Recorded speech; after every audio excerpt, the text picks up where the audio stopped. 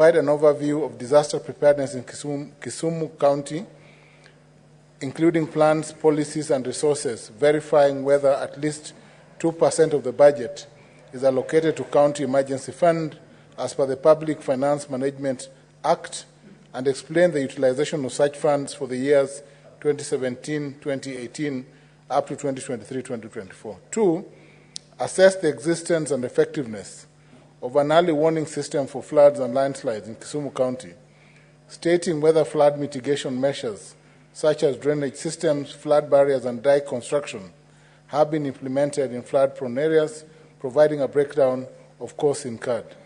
Thirdly, describe how the county government coordinates with the national government, non-governmental organizations, and community-based organizations to enhance disaster preparedness and response efforts. And lastly, Mr. Speaker, sir, evaluate the technical capacity and availability of trained personnel, equipment, and emergency shelters for flood-related incidents, and clarify whether there are measures in place to address the needs of vulnerable populations, such as the elderly, children, persons with disabilities during disasters, and state measures integrated into the County Development Plan, CDP, to reduce risk and build resilience, particularly in flood-prone areas, stating how often disaster preparedness and response plans are reviewed and updated to reflect changes due to climate change. Thank you, Mr. Speaker. Mr. Speaker, the second statement. My second statement, Mr. Speaker, sir, is on the cause of violence to traders at Kibuye Market in Kisumu County. I rise pursuant to Standing Order 53 to seek a statement from the Standing Committee on National Security, Defense and Foreign Relations regarding the cause of violence that erupted in Kibuye Market in Kisumu County. On the morning, Mr. Speaker, sir, of the 1st of July 2024, it was reported that an armed group attacked 2 men managing a market toilet in Kibuye. This incident is seen as part of a broader struggle for control over market management and toilet operations, which generate significant daily revenue. The violence resulted in fatalities, injuries, significant disruption of market activities, and local operations. In the statement, Mr. Speaker, sir, the committee should provide a detailed account of the events that led to the chaos at Kibuye Market on the 1st July 2024, stating any pre-existing tension or issues, and also indicate the number of fatalities and injuries that arose from the clashes. Secondly, provide details on the current status of investigations into the violence and confirm whether any individuals or groups have been identified and apprehended as initiators of the violence. And lastly, state the immediate actions and measures taken by the county government and security forces in response to the violence at Kibuye Market, and any long-term measures in place to ensure safety of traders and customers at Kibuye Market. Thank you, Mr. Speaker. Mr. Speaker, my third statement, our fourth statement, I am a serious senator. The third statement, Mr. Speaker, sir, is on the management of the operations, is on the management framework for master operators in Kisumu County. I rise under Order 53.1 to seek a statement from the Standing Committee on Land, Environment, and Natural Resources regarding the regulatory and management framework for master operators, MOs, in Kisumu County. Mr. Speaker, the Kisumu Water and Sewage Company, Kiwasco, has, through a delegated management model, contracted small-scale semi-autonomous water providers, referred to as master operators, to provide water and sanitation services to low-income areas in Kisumu City at a fair price. There have, however, been numerous concerns by residents regarding the water billing by Kiwasco, as well as the MOs within this model. In the statement, Mr. Speaker, sir, the committee should explain the criteria for appointment of MOs, outlining the requisite qualifications as well as their roles and responsibilities. 2, provide a schedule of all contracted MOs, including the respective areas they serve, and disclose how the MOs calculate water bills, because this is unclear, outlining any specific guidelines and regulations put in place by the county government and or Kiwasco to ensure the bills are affordable and accurate, and that the bills process is transparent. Fourth, explain how Kiwasco and MOs address grievances by customers relating to their water bills, and lastly, Mr. Speaker, sir, report on the protocols established by the county government of Kisumu to hold grievances by residents related to the billing prices at Kiwasco and Emos, providing a status update on the processing of all filed grievances since the beginning of the contract. But thank you, Mr. Speaker.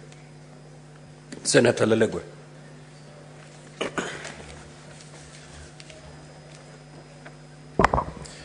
Thank you, Mr. Speaker, sir. I rise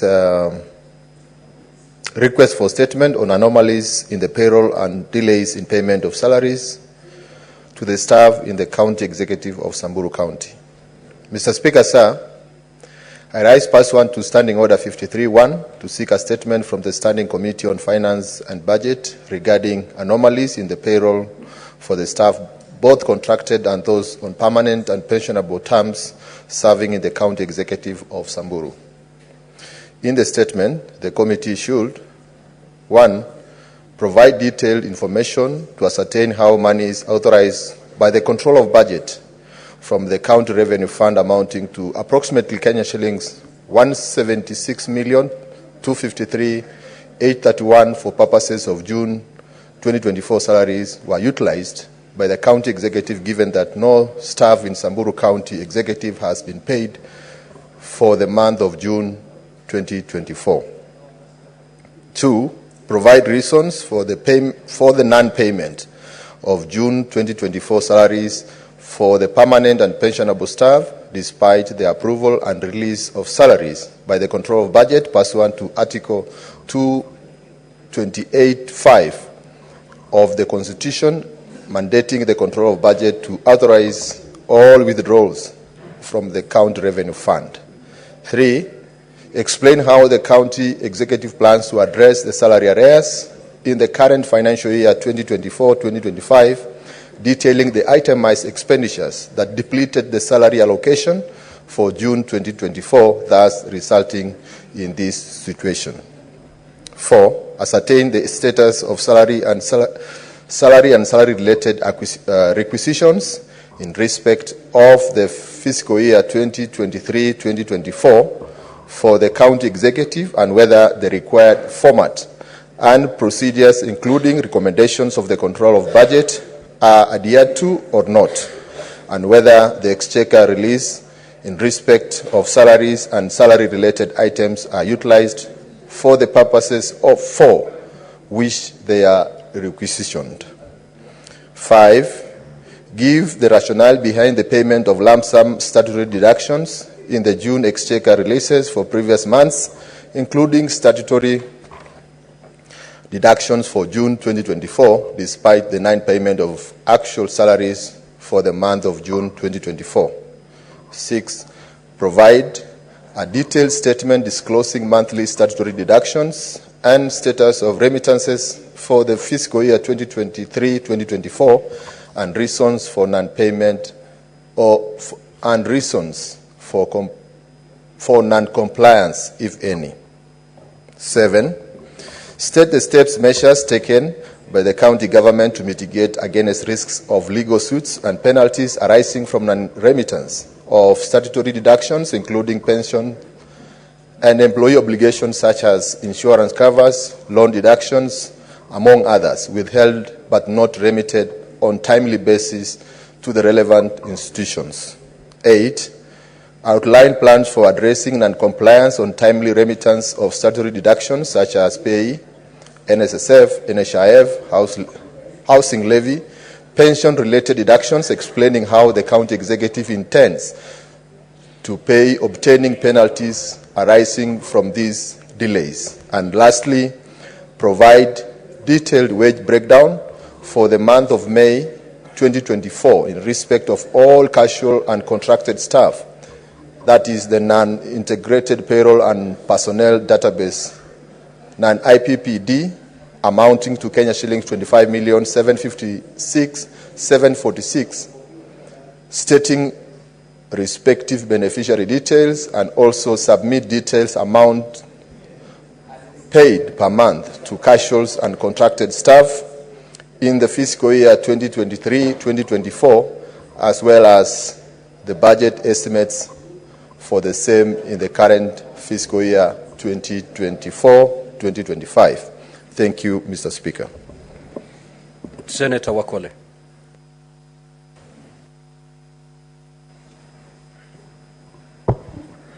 Thank you, Mr. Speaker, sir.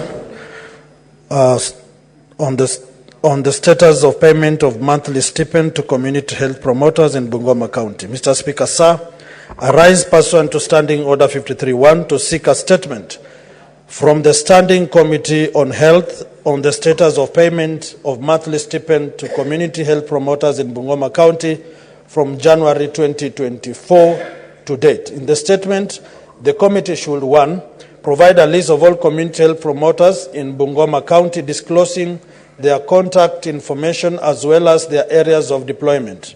2, state the total earnings paid to the CHPs so far and indicate the arrears owed to them by the county government of Bungoma and the national government respectively.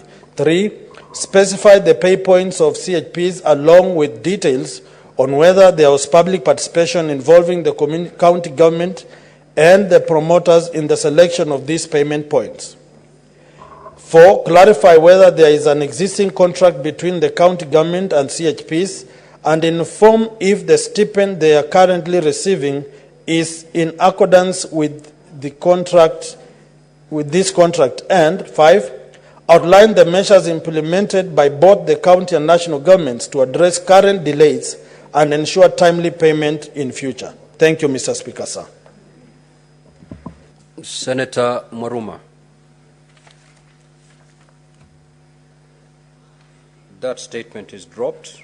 Senator Maruma had 2 statements, so those 2 statements are dropped.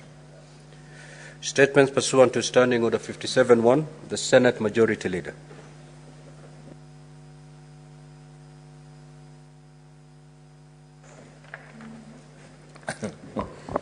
Statement, Mr. Speaker, this statement arises pursuant to Standing Order number 57-1 to hereby present the business of the Senate for the week commencing Tuesday, 23rd of July, 2024.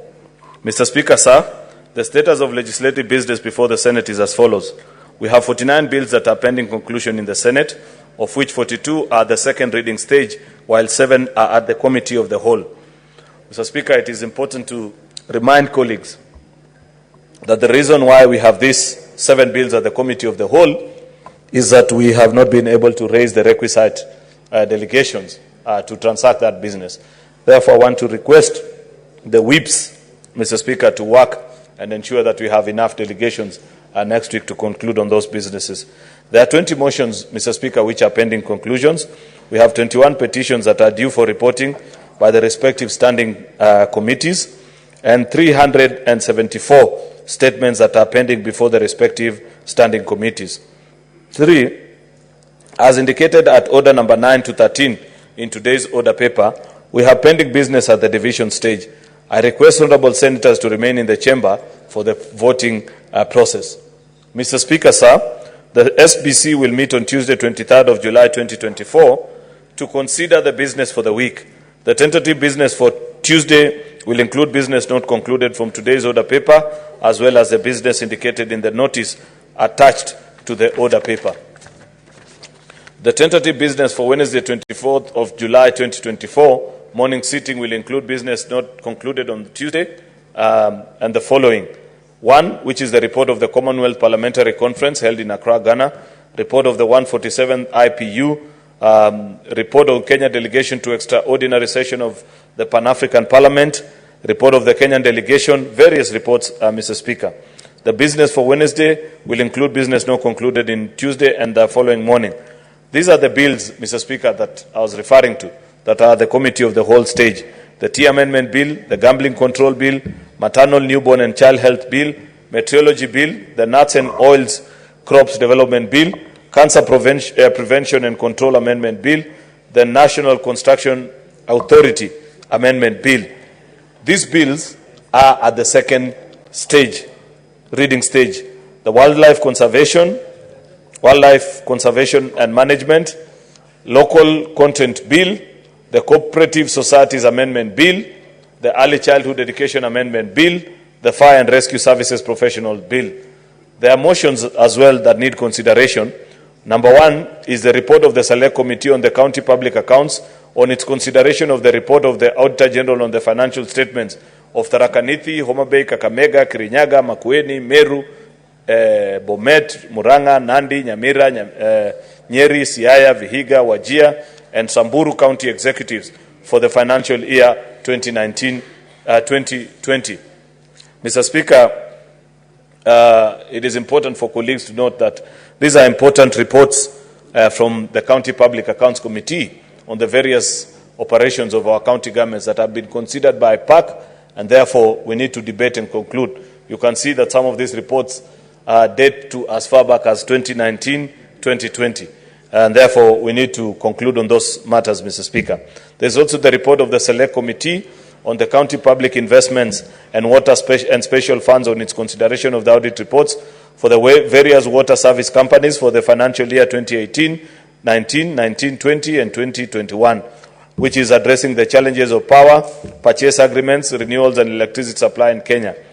There is also a motion, Mr. Speaker, a very interesting one, on the stoppage of funds to Isiolo County government due to failure by the governor to honor Senate summons. This is I'm not sure how many other times we've done this before, but it's a unique motion, Mr. Speaker, and therefore it will be instructive to follow what happens. There is also a development of a policy and law for social risk management in infrastructure development projects in Kenya. A very important motion, Mr. Speaker, that we need to consider. You can see, Mr. Speaker, when many of us travel abroad, you can tell a construction site from as far as almost a kilometer away, depending on how well it is done, providing paths for people to pass, and the following. That is what this motion speaks to, social risk management in construction sites. In this town, Mr. Speaker, sometimes even when you're driving on our roads, you just hit a manhole that has been left open by people who are constructing, damages your car. Nobody is held responsible, Mr. Speaker. As a House of Parliament that supervises, Mr. Speaker, the various government agencies, this is something that we need to speak about, and we need to conclude on this motion, Mr. Speaker, so that, and even elevate it beyond a motion, so that you hold the responsible state agencies that should be able to provide this mechanism for citizens to live in a safe country, the opportunity. The projected fee business for Thursday 25th will be business not concluded on the order papers for Tuesday and Wednesday and any other business schedule. I thank you, Mr. Speaker, and hereby lay the statement on the table of the Senate today. Thank you, Speaker. The Chairperson, Standing Committee on Finance and Budget.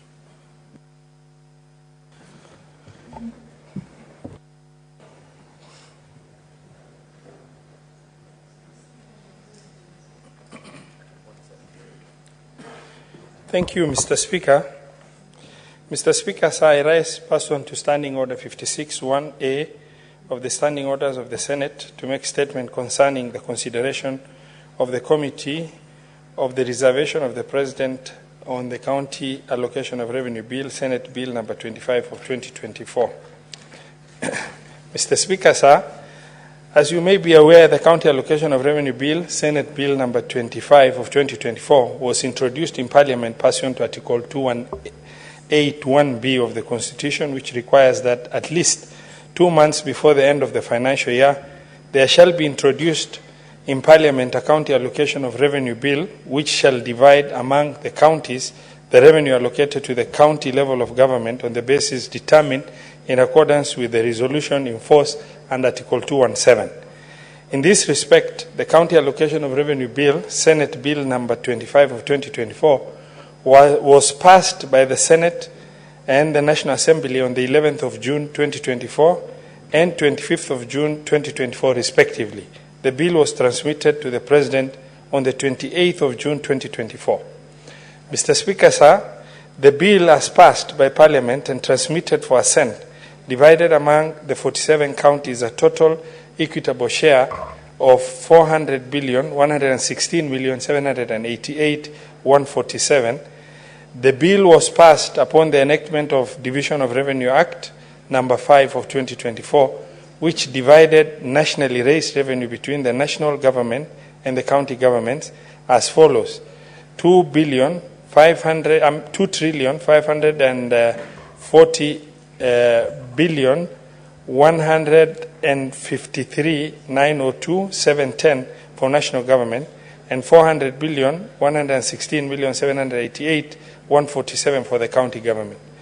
Mr. Speaker, sir, by a letter dated 10th of July 2024 and received in the Senate on the 11th of July 2024, the President, in exercise of the power under Article 115(1)(b), declined to assent to the bill and referred it back to Parliament, recommending that the bill be amended by deleting the first schedule and substituting with a new schedule.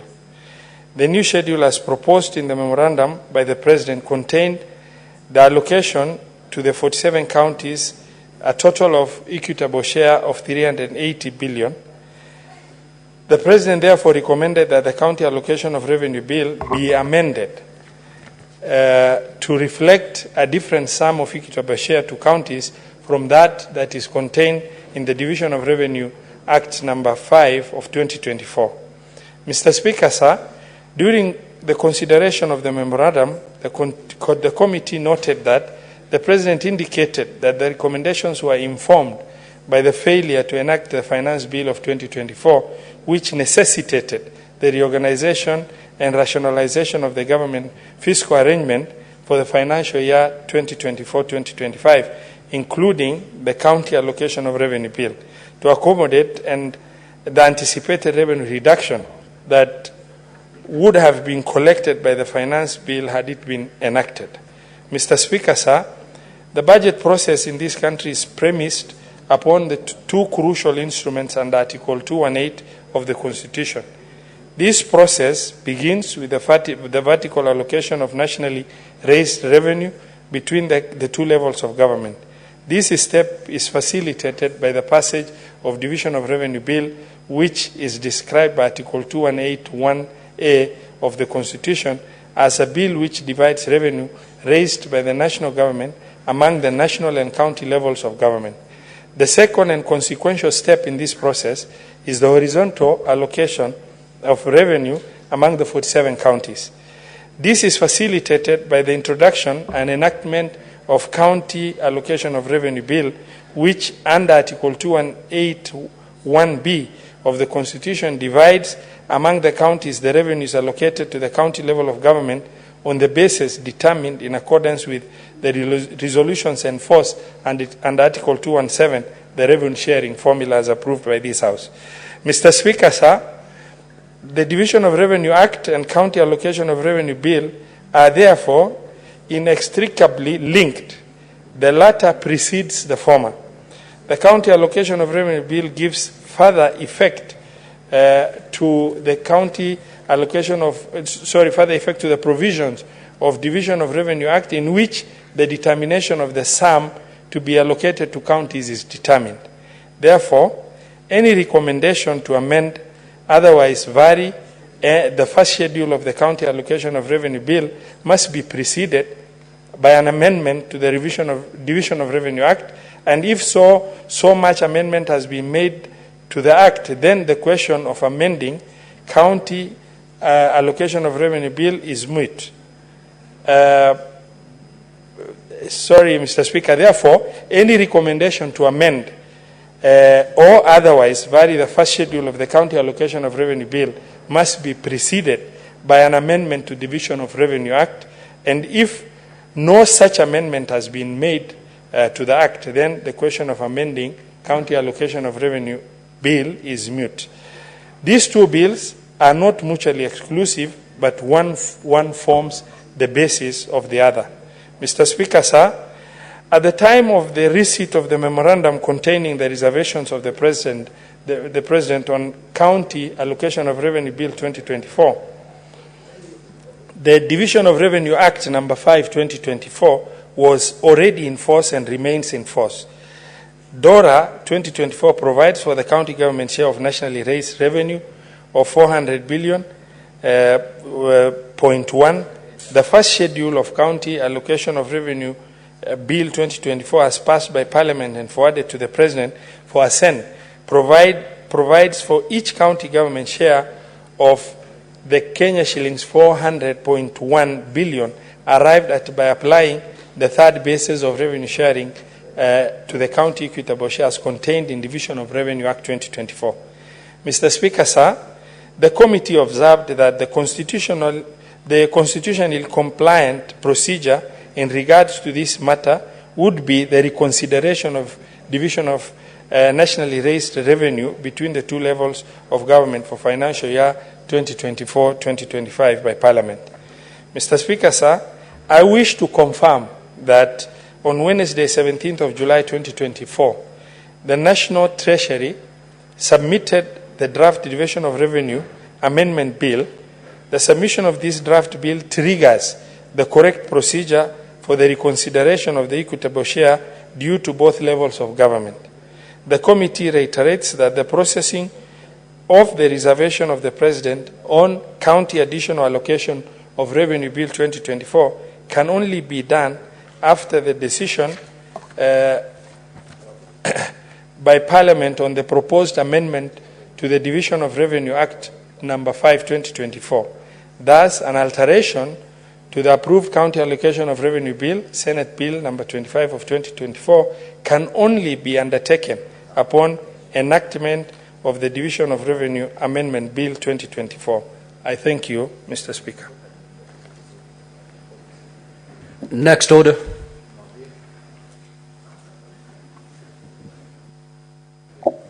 Order number 8, motion, the current state of the nation.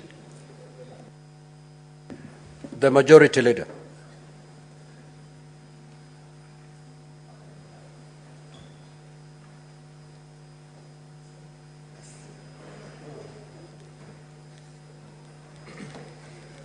Mr. Speaker, I plead that we defer this motion like we had requested.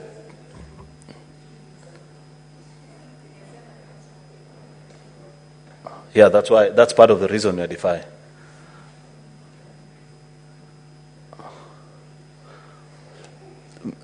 Mr. Speaker, I was waiting for Professor Anyang' Nyong'o's friend. Majority Leader, just approach the chair, please.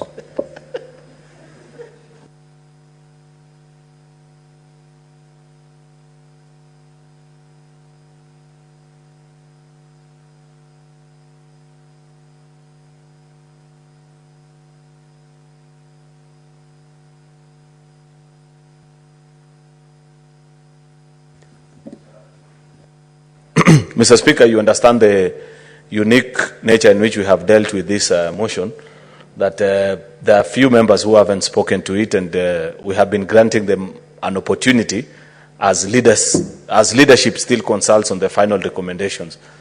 I suspect that there may be members in the House, Mr. Speaker, who are willing and haven't had an opportunity to speak, save for Senator Kinyo, who will move the amendments, Mr. Speaker.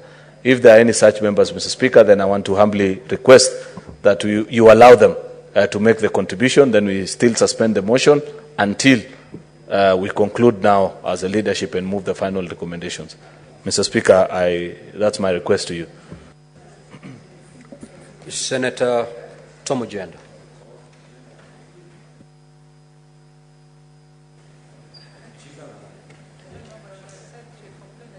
Thank you, Mr. Speaker.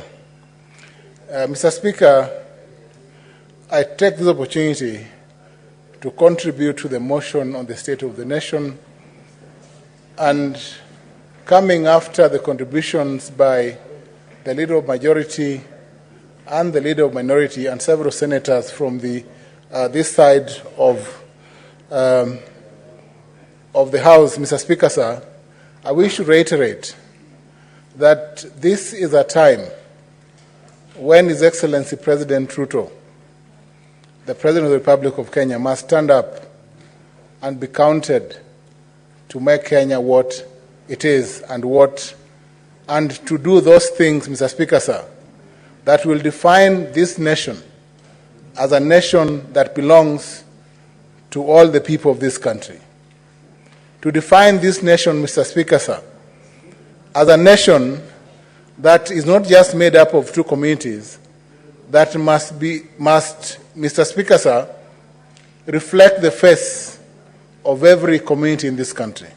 Mr. Speaker, it is a time for inclusivity, a time to ensure that all those in the peripheries of this nation who feel that they have been left out of the governance structure of this nation are brought into the framework that will steer this nation going forth.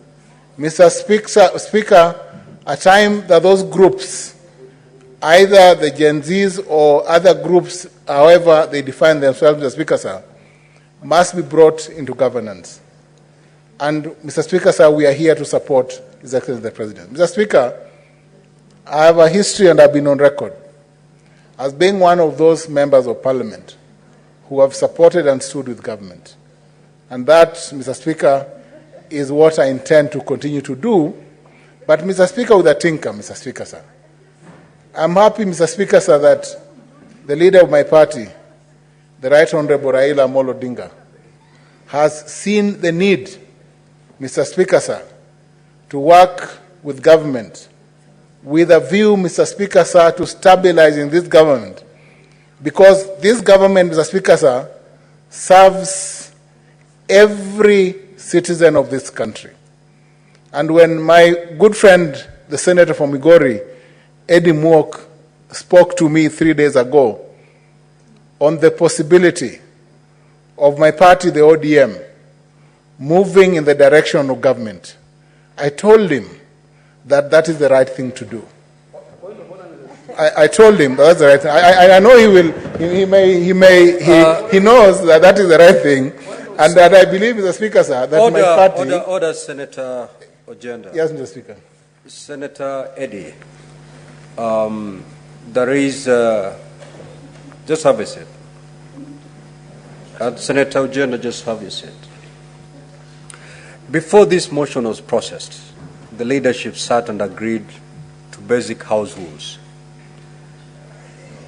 And one of those rules was that there shall be no points of order raised on any senator who is on their feet contributing to this motion. And again, I caution the senators not to abuse that particular house rule, that you be factual, and remember we have not suspended the standing orders of this House. So you have to take responsibility for whatever you say. You have to be factual, and whatever you say, you must be able to substantiate. So if you're unable to substantiate, don't go there. Don't abuse the fact that no points of orders shall be raised.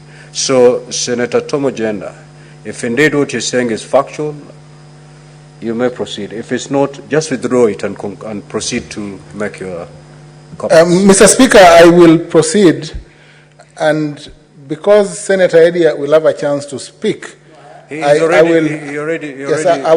will drop it so that I move in a more structured manner. Mr. Speaker, it is not in doubt, Mr. Speaker, sir, that our party leader, the Right Honorable Raila Odinga, has seen the need, the greater interest of this country as overriding momentary interests or momentary party interests. And I thank him, Mr. Speaker, sir. Because, Mr. Speaker, sir, this is a time to focus. This is a time to bring our people together. It is a time to quell the near violence that we have seen in this country. It is a time to bring all levels of government together, Mr. Speaker, sir. Because, Mr. Speaker, sir, what we witnessed on the day that the youth broke into Parliament is something that has never been witnessed in the history of this country. And we do not want to get to that low again. Mr. Speaker, sir, on that fateful day, not only was Parliament attacked, but the Supreme Court was also attacked. The county of Nairobi, the bastion or representing devolved power, was also attacked, Mr. Speaker, sir. this country must pull together. And to pull together, Mr. Speaker, sir, there must be a beginning. Political parties must ignore momentary political interests and sacrifice those momentary political interests for the bigger interests of this nation. Mr. Speaker, sir, today I rise as one of those last senators to be counted on this question. And my word is, Mr. Speaker, sir, that I stand for transformation. I stand for change. I want to see a country that is united. I want to see a country that is progressive. I want to see a country, Mr. Speaker, sir, that speaks in one voice. I want to see a country that knows peace and not conflict. And I pray, Mr. Speaker, sir, that we shall remember that when we were at our lowest, political parties came together and built a front that ended the near conflict, the near doom, and the near low that this country faced. Thank you, Mr. Speaker. Now, with that, we'll defer the motion. Clerk, call the next order, please. Order number 9, motion. Report of the Select Committee on Delegated Legislation on its consideration of the Social Health Insurance General Regulations 2024 and the Social Health Insurance Tribunal Procedure Rules 2024. Division. The motion is deferred. The Houses of Parliament Bicameral Relations Bill, National Assembly Bills number 44 of 2023, Division. The motion is deferred. That order, rather, is deferred. Order number 11, the Public Finance Management Amendment Bill, Senate Bills number 40 of 2023, Division. That order is also deferred. Next order. Order number 12, the Street Vendors Protection of Livelihood Bill, Senate Bills number 41 of 2023, Division. That order is deferred. Next order. Order number 13, the Law of Succession Amendment Bill, Senate Bills number 20 of 2023, Division. That order is deferred. Next order. Order number 14, the Constitution of Kenya Amendment number 2 Bill, Senate Bills number 52 of 2023, second reading.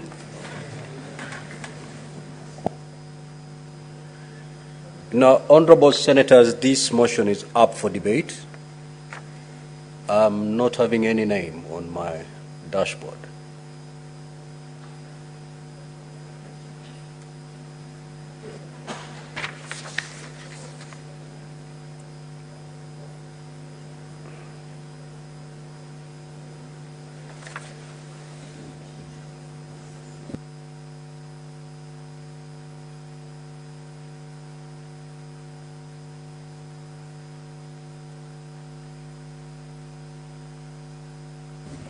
And the mover is not present also to reply, so we'll defer that order. Next order.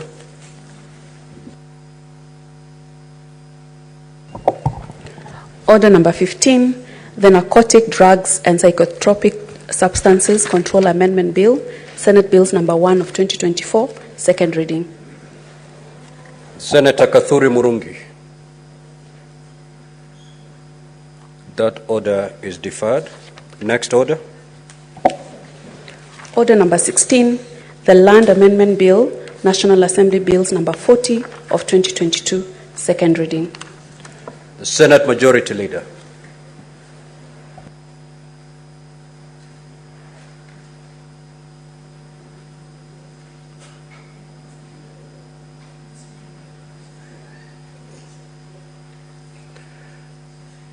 That order is deferred.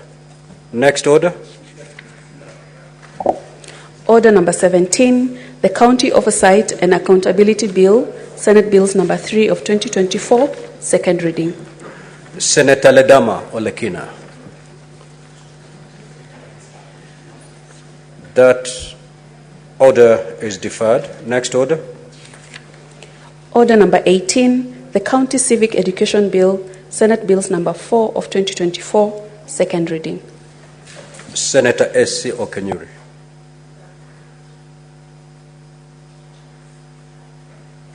That order is deferred. Next order. Order number 19, the County Statistics Bill, Senate Bills number 5 of 2024, second reading. Senator Ali Roba. That order is deferred. Next order. Order number 20, the Statutory Instruments Amendment Bill, Senate Bills number 10 of 2024, second reading. The Senate Majority Leader. That order is deferred. Next order. Order number 21, the Intergovernmental Relations Amendment Bill, Senate Bills number 12 of 2024, second reading. The Senate Majority Leader. That order is deferred. Next order. Order number 22, the County Assembly's Pension Scheme Bill, Senate Bills number 14 of 2024, second reading. The Senate Majority Leader. That order is deferred. Next order. Order number 23, motion, report of the Standing Committee on Finance and Budget on the status of implementation of projects funded by the conditional grant for the construction of county headquarters. Honorable Senators, that motion is now on the floor for debate.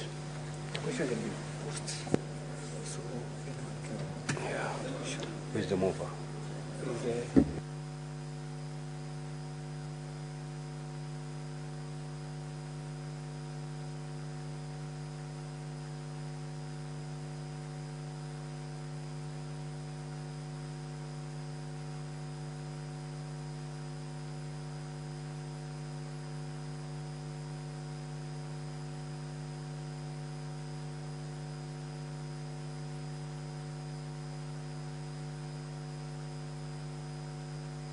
Yes, Senator Mgatana.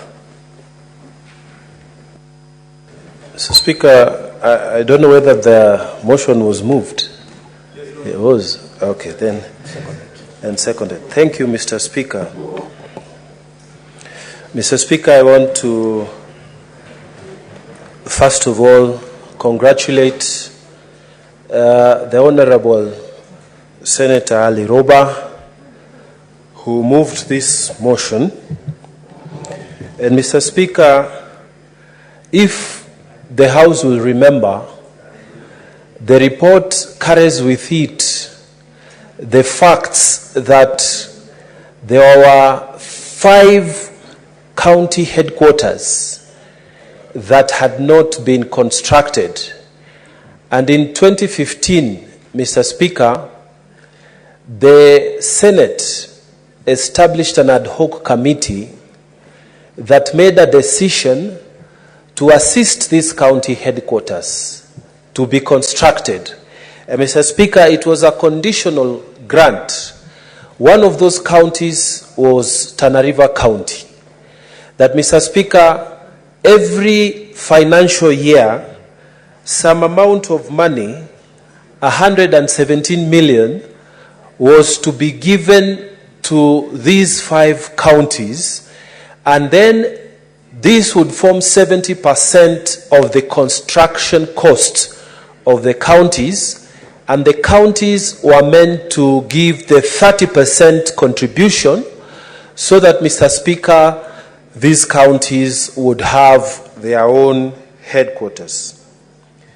Mr. Speaker, the other counties, the other 4 counties were Tharaka Nithi, there was Lamu, there was Isiolo, and there was Nyandarua. But, Mr. Speaker, I want to focus on the fact that Tana River County, since devolution started up to date, it has not built its own county headquarters. Mr. Speaker, despite the promise by the national government to give the 70% contribution, up to now, Mr. Speaker, these headquarters have not been constructed. Mr. Speaker, the 5 senators from these 5 counties, we were invited by Chairman Finance Ali Roba to attend the meetings so that we can resolve the issues.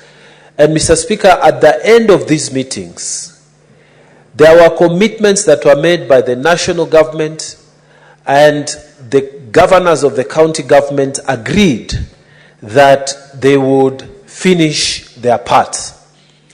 Mr. Speaker, up to now, the 5 county headquarters have not been constructed. What I want to acknowledge here is that the national government, the PS of Public Works, and the CS, the PS Treasury, they have played their part. They have even written agreements, Mr. Speaker, to transfer now the full responsibility of construction to the county governments. And now the issue of having issues about who is in charge of the actual construction of the projects has been finalized. Mr. Speaker, I really wanted to take this opportunity to thank the Senate Finance Committee because of the leadership it has shown in this matter. Mr. Speaker, in Tana River County, for example, Mr. Speaker, you visit other counties and you see the beautiful county headquarters. You visit other governors and you see truly some counties have beautiful executive offices of their governors where important discussions are done, and even potential donors, potential partners, potential economic investors in the counties, they go and they have confidence that they are dealing with the right people. But when you come to our county, Mr. Speaker, since devolution started, it has not been possible to also enjoy the facilities of our county headquarters. So, Mr. Speaker, I am grateful to the Senate Finance Committee for the work they have done, for the leadership they have taken, calling all the 5 governors, calling the Treasury people, calling the Public Accounts Committee together to a table to agree on what needs to be done to solve the issues of county headquarters once and for all. Mr. Speaker, I really am grateful that we have been able, as a Senate, to offer leadership through the Senate Finance Committee. And so I thank the Senate Finance Committee, and my prayer is that now the implementers, who are the county governors, will be able to take it from where we left it, and they will be able to construct this building. And the monies that were promised by Treasury, that they will release those funds in good time, Mr. Speaker. I pray that those funds will be released so that we can enjoy the facilities of good county governments for the 5 counties that did not have county executive offices for their county governors. So, Mr. Speaker, mine is to urge the contractors who by now I believe must have received their monies to finish the work on time. We have waited for a long time since devolution up to now, and Tana River County deserves to have a good county headquarters. Isiolo County, Tharaka Nithi County, Lamu County, as well as Nyandarua counties. All these counties, Mr. Speaker, they deserve to have good county headquarters where this work, the work of the governors and the county executive, can be executed. Mr. Speaker, aside from that, I wanted to take this opportunity also to discuss the question of the mandates of committees within this House. Mr. Speaker, the mandate that committees exercise in this House have been challenged by the recent developments in the youth. The demonstrations that took place in the country recently, raising one of the issues as the way the financial management of this country is carried out, it raises certain questions about the mandates of committees in this House. Mr. Speaker, if you look at this report by Senator Roba, our very able chairman, it states, like all committees, that the mandate of the Committee of Finance is extracted from Article 124(1) of the Constitution, which provides for the establishment of committees. As Mr. Speaker, Finance Committee of the Senate itself is supposed to examine the policy issues, to scrutinize the expenditures of county governments, examine proposals for legislation, and produce a report. Mr. Speaker, if you look at that report again, it says that the Senate Committee on Finance and Budget is established under the PFM Act, Public Finance Act 2012, and the Standing Order number 228 of the Senate Standing Orders. And Mr. Speaker, one of the things that this Finance Committee is supposed to do is to scrutinize how the funds are being utilized in the various county governments. And it's not just the Finance Committee. We have the Special Funds Committee, Mr. Speaker, that is chaired by the Honorable Ososi. We also have the Public Accounts Committee that is chaired by Senator Kajwang. Mr. Speaker, we have been making very serious recommendations that come from the reports of the Auditor General. Mr. Speaker, there is a lot that committees in this Senate have been doing in terms of reporting misuse and mismanagement of funds that are allocated under the equitable share, and also those are raised from on-source revenues from county governments. But Mr. Speaker, the fact that the young people went into the streets and they are raising questions, not just on the national government, but even on the county government, it means this mechanism that we use, that governors come, they give explanation on audit queries, and then they go away. This mechanism, Mr. Speaker, not only in the Senate, but also in the National Assembly, when they are now oversighting the national government, this mechanism, Mr. Speaker, has been brought to question. That, Mr. Speaker, our own chairman of a Public Accounts Committee of the Senate declares a whole county that this office is a criminal, it's an area, it's a crime scene, Mr. Speaker, and it needs investigation. But then we leave it there. So our people have been seeing these things on television, Mr. Speaker.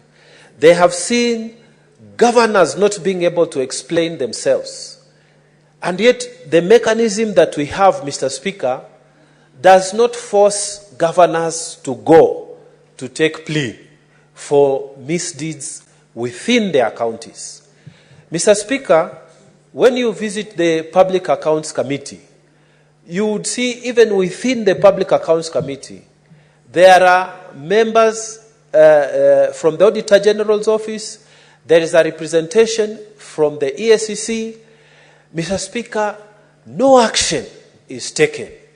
Governors come, they ask for time, and I have attended, Mr. Speaker, a session for Tana River County, where the chairman himself has said if it was in another jurisdiction, you would be staying down in the cells waiting for police action.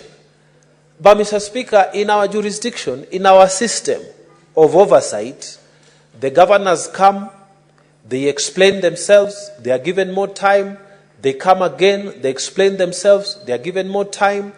And, Mr. Speaker, the Auditor General now is even a very frustrated person.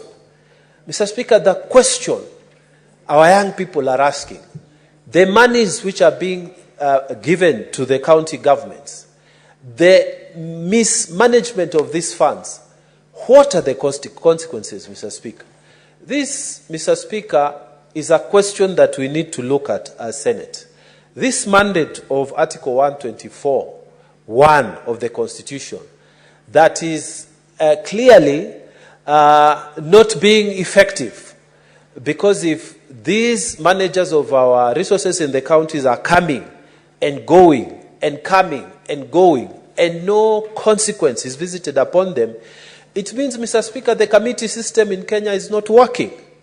And we need to relook at this committee system to see if it is actually oversighting the county governors, to see if actually there are any consequences, Mr. Speaker, or misuse of county government funds. Mr. Speaker, if you look at the Auditor General's report, you will see that some county governments have over 300 accounts. My own county, Mr. Speaker, 34 accounts. Other counties that have been mentioned, 200 accounts, 100 accounts, more than. And, Mr. Speaker, against the rules of the Public Finance Management Act. And yet, no consequences. You write to the relevant authorities, no consequences. Mr. Speaker, this country, through the demonstrations that have taken place, are asking for a new culture. Either, Mr. Speaker, we give directions, because corruption is not going to be done to be solved by the president. Corruption is going to be solved by all the arms of government playing their roles. If the committees of this House, Mr. Speaker, are giving direction that this is a crime scene, that this governor needs to be arrested and charged, you have ESCC sitting there, you have representation from the Auditor General, and nothing happens. Mr. Speaker, we need to take the opportunity, like the president took the opportunity to start wiping off. He dealt with his cabinet. We need also to have a retrospect, Mr. Speaker. Are these committee systems working? Do we need to also change our laws? Do we need to make our teeth bite, Mr. Speaker? What else can we do? Because our committees, Mr. Speaker, even governors refuse to come, some of them, and nothing happens to them. We just put the fine of the normal fine of $500 million. They come and pay, they apologize, and they go away. We say that this money has been mismanaged. They come, they explain, they go away. Mr. Speaker, the committee system must be made to work. The committee system must actually be made to work. And it is time, just like the executive has taken action, to create a system that is more accountable. Even us, Mr. Speaker, in this House, we can take the opportunity, because the public is asking for answers. When systems fail, it's when the public goes out, and because there's no leadership now. When they see even members of parliament, Mr. Speaker, they have audit queries, and there's nothing that happens to them, Mr. Speaker. Our people are also asking, apart from the executive taking action from these demonstrations from our youth, We also need to look introspectively into ourselves. We look into these committee systems. What do we need to do to strengthen them so that people who are managing public funds, Mr. Speaker, can face consequences when things are not being handled as per the expectations of the public? Mr. Speaker, otherwise, I beg to support this report and thank very much the Finance Committee for the work they have done. Thank you, Mr. Speaker. Senator Mathew. Thank you very much, Honourable Speaker. I also rise to support this report of the Finance Committee on the status of the implementation of projects that were funded by conditional grant for the construction of county headquarters. Honourable Speaker, one of the counties that were beneficiary of this conditional grant was my county, Nyandarua County, and the reason why this was mooted in this House, Honourable Speaker, was to address the iniquity that met 5 of the counties that have been mentioned here: Lamu, Isiolo, Tana River, Nyandarua, and I think one more county, Honourable Speaker, which after the hiving off and after counties came by, Honourable Speaker, either their old district headquarters were taken to other places, or they never enjoyed to have been headquarters of former provinces, Honourable Speaker. One of these cases, Honourable Speaker, was Nyandarua County, whose old district headquarters were in Nyahururu, Honourable Speaker. In the new dispensation of the counties, Honourable Speaker, Nyahururu became part of Laikipia, and then we were then forced to go to a new county headquarters, or Kalau, which didn't have government facilities, Honourable Speaker. However, just as it has been correctly noted by the Committee on Finance, Honourable Speaker, these projects and this idea, very, very brilliant idea that was mooted in 2017, has taken inordinately long to have it implemented or to have it come to fruition, Honourable Speaker. Some of the projects that we are speaking about, and in the case for Nyandarua, Honourable Speaker, the contract for the establishment of the county headquarters was signed in March of 2020. So close to 5 years later, Honourable Speaker, not really much has been able to be achieved because as it is in the project status right now, Honourable Speaker, the county headquarters has only been done up to about 55%, Honourable Speaker. And there are 2 things to it, Honourable Speaker. You know, this project was to be jointly undertaken by the county government and the national government, Honourable Speaker.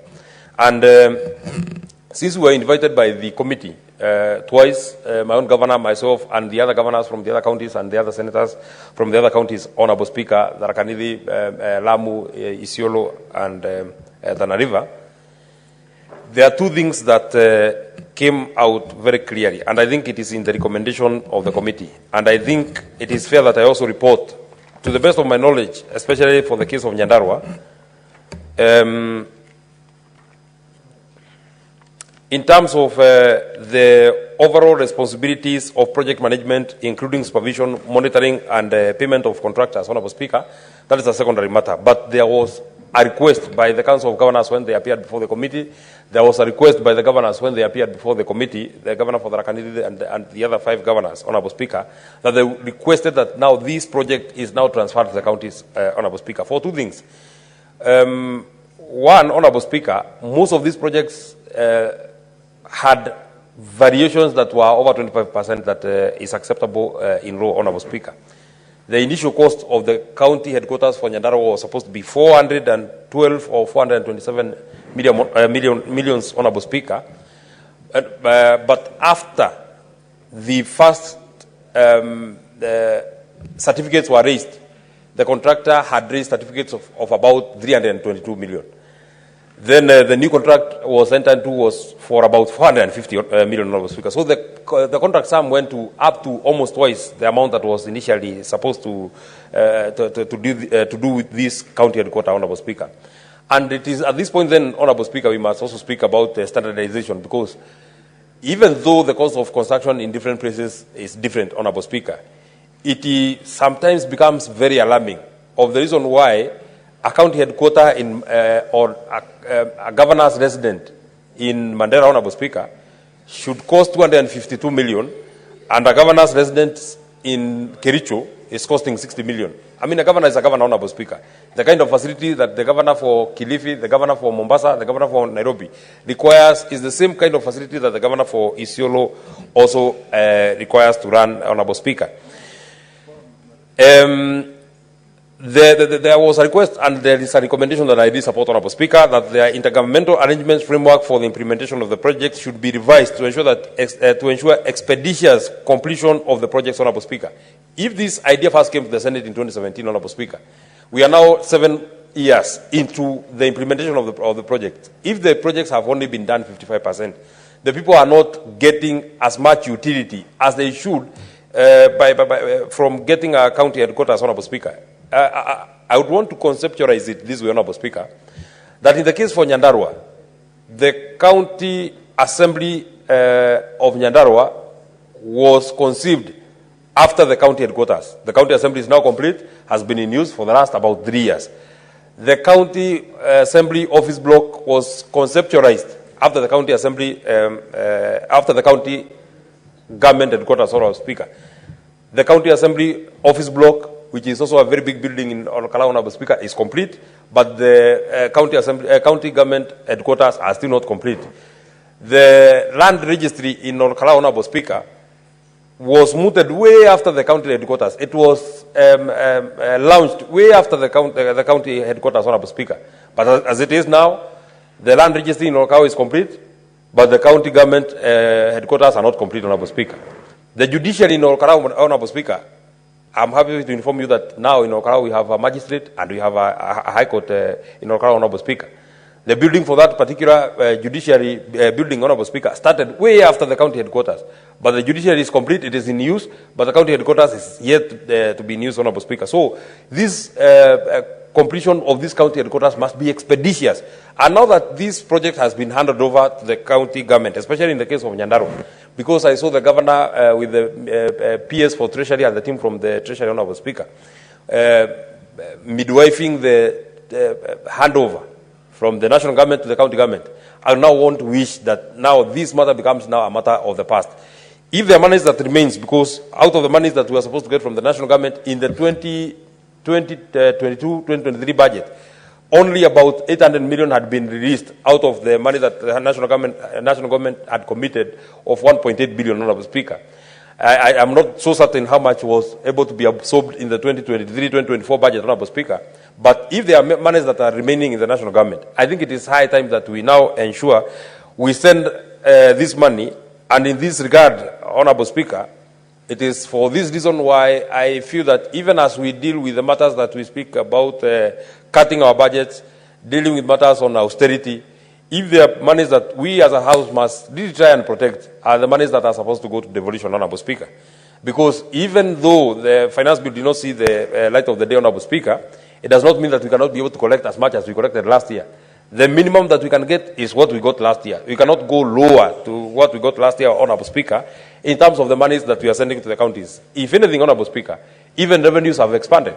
The revenues that we are collecting this year are not the same revenues that we collected last year. So if our revenues are expanding, if the budget of the national government is expanding, Honorable Speaker, we must also expand the budget of the counties. You know, Honorable Speaker, we were being told that national government has a big burden, which I actually agree, because we need to absorb JSS teachers, Honorable Speaker. We need to ensure that we take care of our doctors, Honorable Speaker. But we cannot forget that even as we absorb JSS teachers, Honorable Speaker, there is the plight of ECD teachers that are in our counties, Honorable Speaker, who are earning a meager 8,000, Honorable Speaker. If we cannot send enough money to ensure that we help governors so that they can have the ECD teachers put in a very good contract so that they can be able to enjoy the fruits of their labor, Honorable Speaker, we shall have done a disservice to our counties. That I know will be a substantive motion that we shall deliberate on, Honorable Speaker, on the money that we are supposed to send to the counties. But I actually feel, Honorable Speaker, that even in the budgets of the county governments, because there was a share that was supposed to be contributed by the county governments, Honorable Speaker, even as we cry about the much that we want to push from the national budget, the monies that are supposed to have been appropriated by the county governments themselves, Honorable Speaker, there should not be an issue on expending that money, Honorable Speaker. They should be able to have budgeted in this budget of 2024-2025, Honorable Speaker, so that at least we remain with the bit that now remains with the national government, Honorable Speaker. on issues of project management, including supervision. You know, Honorable Speaker, counties have had this habit of saying that because the Department of Public Works is the one that does supervision, is the one that does monitoring, Honorable Speaker, is the one that certifies certificates so that contractors can be paid, Honorable Speaker. They want to use this as a reason for the inordinate delays in one, payment of contractors, and in two, certification of the works done, Honorable Speaker. We actually agree that this role be now transferred to the county governments so that they can supervise and they can monitor, and so that they can be able to honor the certificates that are raised, Honorable Speaker. Finally, there's this body that is called IGRTC, Honorable Speaker. I think it is high time that they now step up, Honorable Speaker, so that they can be able to try and be the umpire between the national government and the county government, Honorable Speaker, in terms of even these projects that are co-financed by the national government, Honorable Speaker. In most of our counties, and you know, Honorable Speaker, it was part of the dreams, it was part of the manifesto of this particular administration, Honorable Speaker, to ensure that we have an industrial and aggregation park, county aggregation and industrial park, CAIP, in every county, Honorable Speaker, in every of our 47 counties, Honorable Speaker. The financing of this particular county aggregation and industrial park was supposed to be 50-50, Honorable Speaker.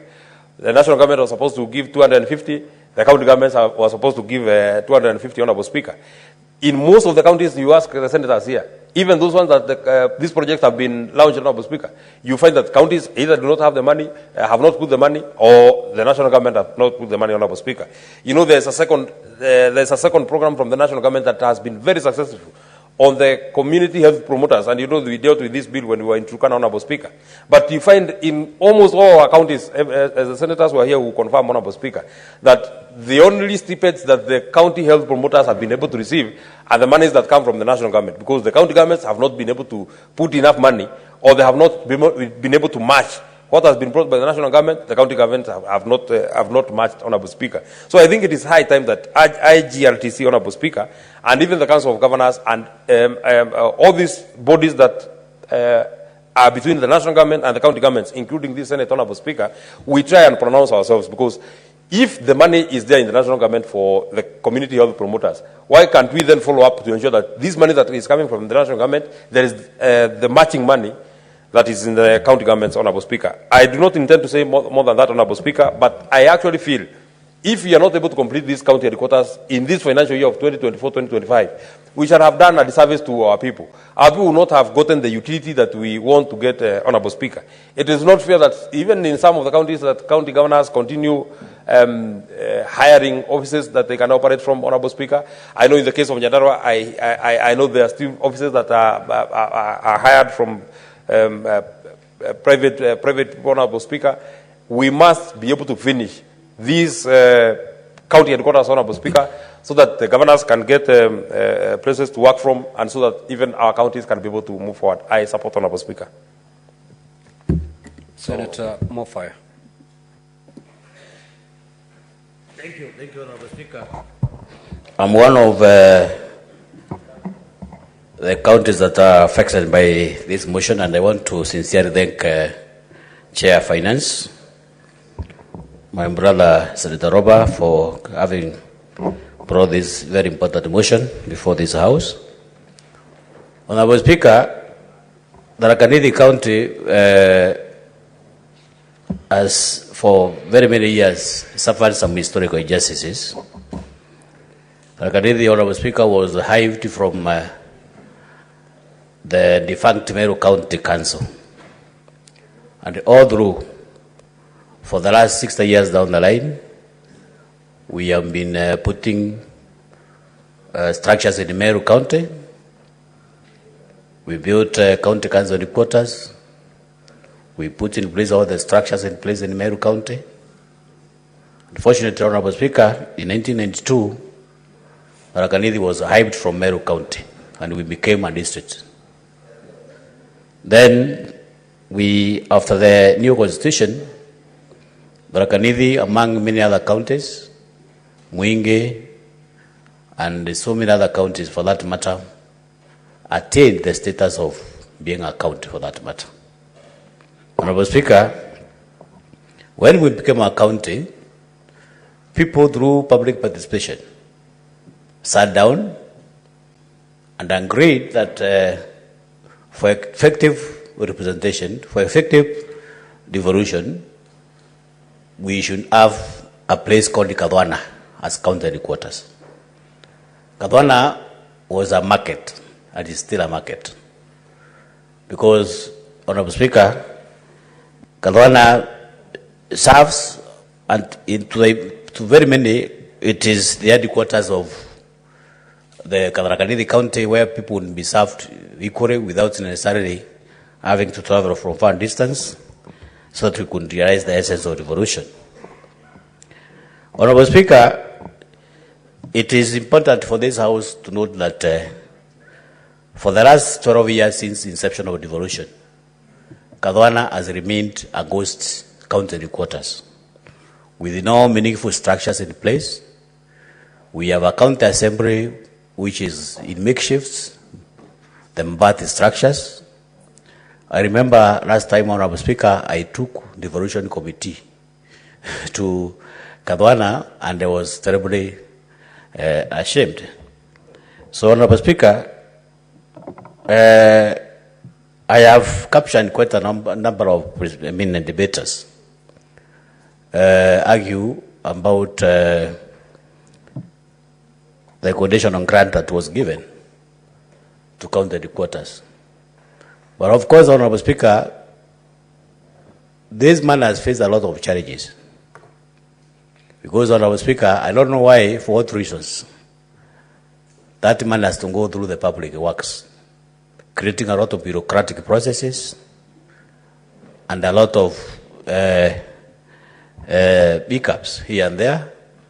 I don't know for what reasons, Honorable Speaker, that money should not be channeled and directed to the relevant counties for them to, if they can be trusted with the billions of money that they are getting as a share of revenue. I don't know for what reasons that money is not given to governors directly. So, Honorable Speaker,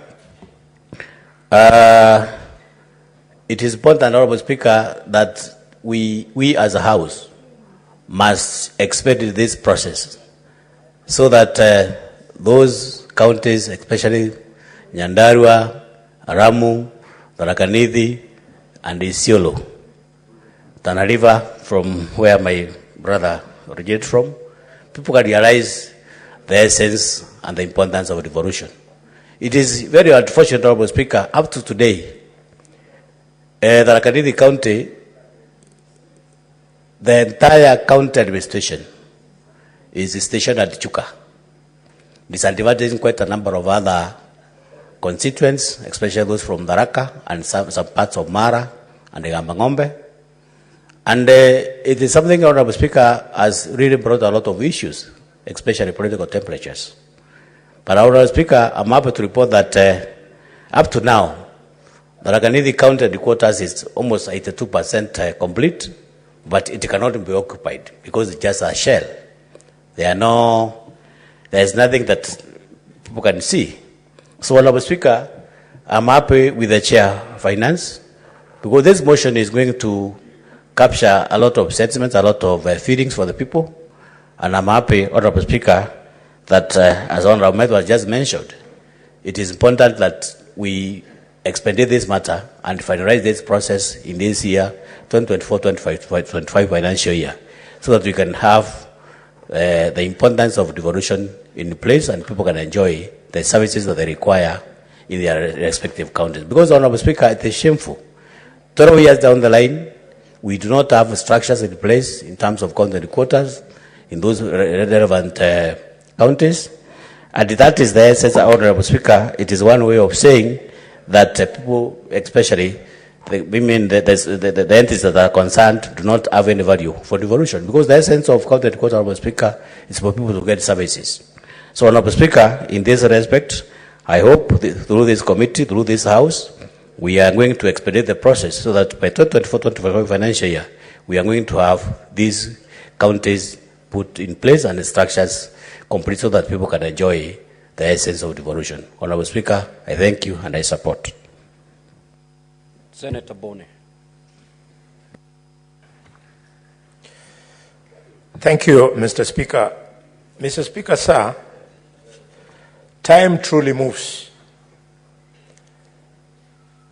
2010, when the new constitution was promulgated, one of the most exciting provisions in the constitution, Mr. Speaker, was Article number 10 that provided for national values. And in Article number 10, Mr. Speaker, is specifically 10(2)(b) that speaks to the values of human dignity, Mr. Speaker, equity, social justice, Mr. Speaker, inclusivity, equality, non-discrimination, and protection of the marginalized. That is the Constitution of Kenya. It is that letter, accompanied with the spirit, Mr. Speaker, that we wanted a new constitution that will see the whole country moving together at almost the same pace, so that nobody's left behind, nobody's marginalized, nobody feels discriminated, nobody feels dehumanized, Mr. Speaker. It is sad that 8 years later, that when I sat in this house, and I think Professor, former Minister for Interior Security, Kindiki, spoke very emotionally on this motion. I remember very well when I was seated there. And we succeeded. This was a matter that we debated in this house 2015. We succeeded, and the national government agreed that this process takes place. Nothing that we can call closure has taken place at this time. I would like, Mr. Speaker, to appeal to this House. We all support this so that the discrimination, the marginalization visited on the counties of Lamu, Isiolo, Tana River, and Tharaka Nithi and Nyandarua should be something of the past. Mr. Speaker, the case of Tharaka Nithi is really a sorry state. These were people who are living very well under the defunct local authority of Meru, and when they saw the new constitution, they thought they had been living under the Holy Spirit, under John the Baptist, and now the Holy Spirit had arrived. Now the Holy Spirit has arrived in the rest of the country, but in Tharaka Nithi, they would not be blamed if they have changed course from Christianity to something else. Mr. Speaker, it's a pity that if you go to a place like Tana River, I think the governor operates from some house. I don't know whether it is Mungat. I don't know whether it's Senator Mungatana's house or whose house it is. It cannot be right. Mr. Speaker, my third contribution to this is, what was the vision? The vision is not what is going on now.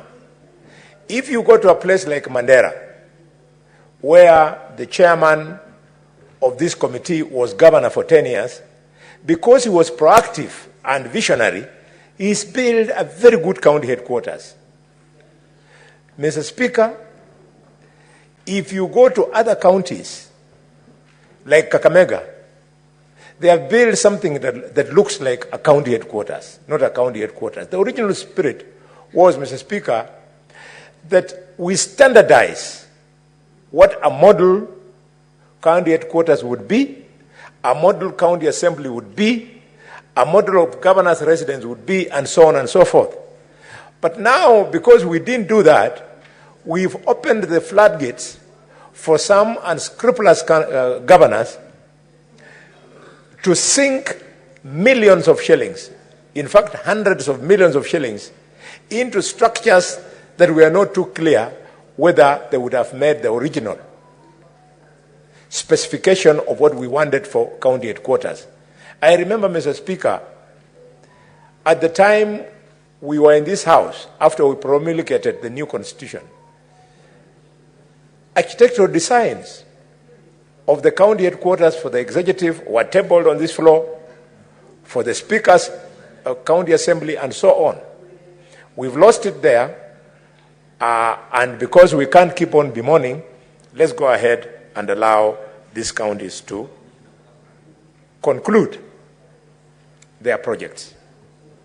Mr. Speaker, if we have failed on this intergovernmental initiative, the first big one was this one, that has taken a whooping 8 to 9 years, then I am very worried about the 500 million that we have committed for the county aggregation industrial parks. If we are not too careful, again, 10 years from now, we will be bemoaning in this house that we started a project which has become a white elephant. Mr. Speaker, I want to conclude by speaking to the case of Kakamega County. Kakamega County is not only the third most populous county in Kenya, but it is also, Mr. Speaker, the second largest county in Kenya. Mr. Speaker, it's a pity that 12 years after devolution, there is no county assembly in Kakamega. I had an opportunity of taking my colleagues to Kakamega, led by Chairman Ali Roba. And Ali Roba, knowing the good work he did in Mandera, he was ashamed to walk in the county headquarters of Kakamega. I call upon the current governor of Kakamega to pull up his socks, the current speaker of Kakamega, Mr. Namathi, to pull up his socks so that a new modern county assembly is constructed in Kakamega. And what is more, I want to urge the governor of Kakamega to desist from the temptation of the corruption that goes around renting county offices. Mr. Speaker, the county government of Kakamega pays rent in excess of 71 million shillings just for renting offices. And yet already at Mudiri, the former Mudiri estate in Kakamega, people have been evacuated. The governor said that his first project would be construction of the county headquarters. It is now 2 years. We're starting to wonder whether the governor will actually exit in 2027 when he has constructed or not. I want to urge him, this should be a priority so that the people of Kakamega do not keep on losing millions of shillings in paying for rent to offices of private people who have no interest in devolution, who are sitting there hoping that the governor fails in construction so that they continue collecting money. Mr. Speaker, Madam Speaker, the matter is so crucial to the people of Kakamega that when the Gen Z came out into the streets of Kakamega, they went straight to those private offices. They didn't want to have them there and stoned them flat and banned county vehicles that were parked outside those rented premises. The youth were saying, Madam Speaker, that money is being wasted, the headquarters should be constructed.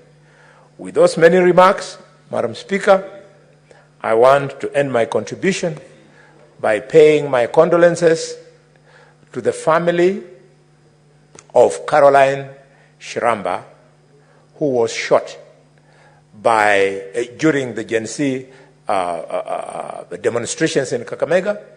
And Madam Speaker, it is pathetic that the officer who shot Shiramba in broad daylight was an officer attached to the governor of Kakamega.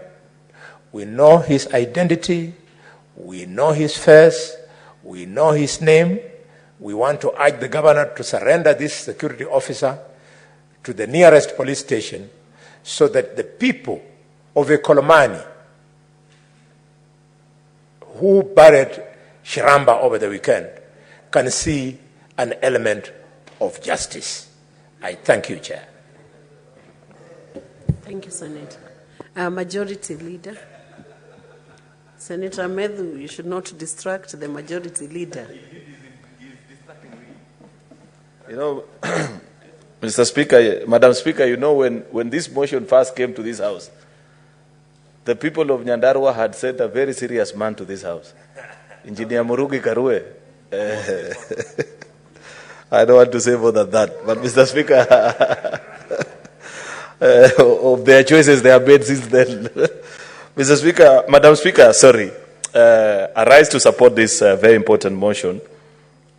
One of the very insightful decisions that the Senate has made over the years in the course of our duty as representatives of counties and their county governments and their interest, the decision to bequeath the people of Isiolo, Lamu, Nyandarua, and the two other, Tana River and Tharaka Nithi, with county headquarters, Mr. Speaker, was a wise decision by this House. It was made after very deep, heated debate.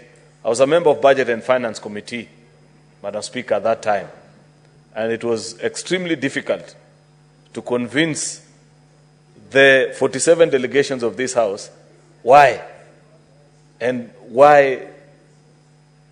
out of the shareable revenue to county governments that we set aside some funds for 5 counties only. In fact, I remember that afternoon very well, the same way Senator Boni Halwala is speaking to, that many speakers argued and insisted and said, this is a dangerous precedent that we are saying, that we are setting, because how will we justify to the people that we represent in this House that besides setting aside funds for our own use as a people, we have agreed to set out 600 plus million to 5 counties to build their county headquarters. I'm glad that wisdom prevailed that afternoon.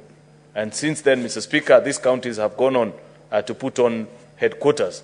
It is unfortunate, though, Madam Speaker, that years later, we are here back with a report and we are yet to reap the fruits of that particular decision. Unknown to many, Madam Speaker, this decision was quite Solomonic. And in fact, this was the first conditional grant. It is after this decision that subsequently the Senate now introduced the concept of conditional grants that we have now since had on many other projects and the things that are being done. Therefore, Madam Speaker, I go on to the first point that I wish to point out on this particular debate. And it's good because Senator Robert, the chairperson of this committee, is in the House and is listening. I wish that we could get a similar report of projects that have been carried out under subsequent conditional grants, county-specific, on what has been done, Madam Speaker. Because, you know, just the same way, 8 years down the line, we are here discussing county headquarters and the fact that billions of money has gone on to build these headquarters, but the people of these 5 counties have never enjoyed those services, Madam Speaker. We need to make a firm decision whether this concept, as we thought of at that particular time, works or it doesn't. Because it's unfortunate, Madam Speaker, if we have poured out billions of taxpayers' money, yet the citizens from these counties up to today cannot enjoy the services from those particular resources. How much more on other conditional grants, on health, the FLOCA funds, and this and that, Madam Speaker. Many funds that we continue to pass in this House, Madam Speaker, because ultimately, Madam Speaker, public resources are not any different from our own resources. It is your wish as an individual, every time you put out money to do a particular project, that you enjoy services from that particular project, whether it is building a house, setting up a business, buying an asset, Madam Speaker, you want to enjoy that which you are paid for. And it is unfortunate that as you sit here today, Madam Speaker, we are discussing something that 8 years down the line, the citizens of these 5 counties have not enjoyed their investment, because it is their money, they are taxpayers, they are Kenyan citizens. And the same replete stories are all over on conditional grants. Therefore, I want to demand from Senator Roba and the committee that he leads that we have a special audit of funds under conditional grant as well, so that we make a firm decision and agree whether it is sustainable to keep it in that particular model, or we leave all funds to specific counties so that you go sit down by whatever means that you want and determine how you want to use those particular funds, Madam Speaker. I am sure that if the people of these 5 counties had been left to their own devices and they decided on how to fund these particular counties, perhaps county headquarters, perhaps within their budget cycles, because this is almost 8 years of 8 financial years, I don't think that the county governments, the 5 county governments, will not have completed the headquarters. But because they knew they were waiting for a conditional grant that is passed in every financial year, each budget, I think even this year, in the CARA that we passed, there's an allocation of 400 million, Madam Speaker, they would have completed this. That is part of what is contributing to public wastage. And this habit, Madam Speaker, unfortunately, is something that we picked up from the national government. There are buildings all over this town, which if you pass, Madam Speaker, Kenyan citizens are paid billions of shillings. But as we speak today, one of the biggest charge to the exchequer, Madam Speaker, by the various state departments and ministries, just like these county governments, is a hiring of offices. All these new buildings that you see coming up all over Upper Hill, it is not private sector that are occupying. 90% of floors are taken by different state departments, Madam Speaker. Yet there are empty buildings that government has built. If you go down this road, Madam Speaker, on Bunyala Road, there is a building that has been an ISO for close to, I think, 20 years, for as long as I can remember being an adult in this city, Madam Speaker. I think it's by Kirdi or something. Very big building. 20, 30 years of building that particular building. That building that can house thousands of government employees, Madam Speaker, and save on funds. These funds that are now causing us to lose lives and destabilizing our countries because of the scarcity of resources, Madam Speaker, is on account of wastage of public funds. This is one such example, Madam Speaker, and so many others that will be struggling.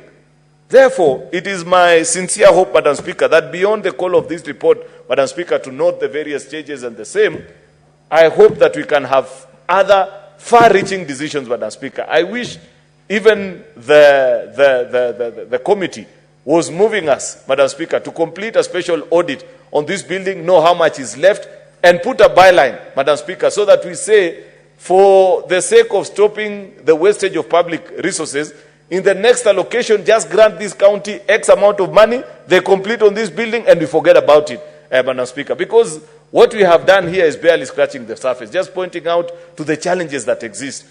It is my hope, Madam Speaker, that even as we interact and as we do the kind of reports that we have done, much as what the Committee of Budget and Finance have done is commendable, Madam Speaker, I wish they had gone for the kill, so that we solve this problem for once and for all. And then secondly, and most importantly, go to the other conditional grants that we continue to have, Madam Speaker. Funds that we devolve, send to the various counties, but if you go, and I want to challenge colleague senators that are here this afternoon, just go to your county and check the various conditional funds that we send, whether it is the FLOCA funds or Kenya Urban Support Program, these specific special funds that we send to our counties, how many of them have got complete, well-done projects that you can be proud about, Madam Speaker?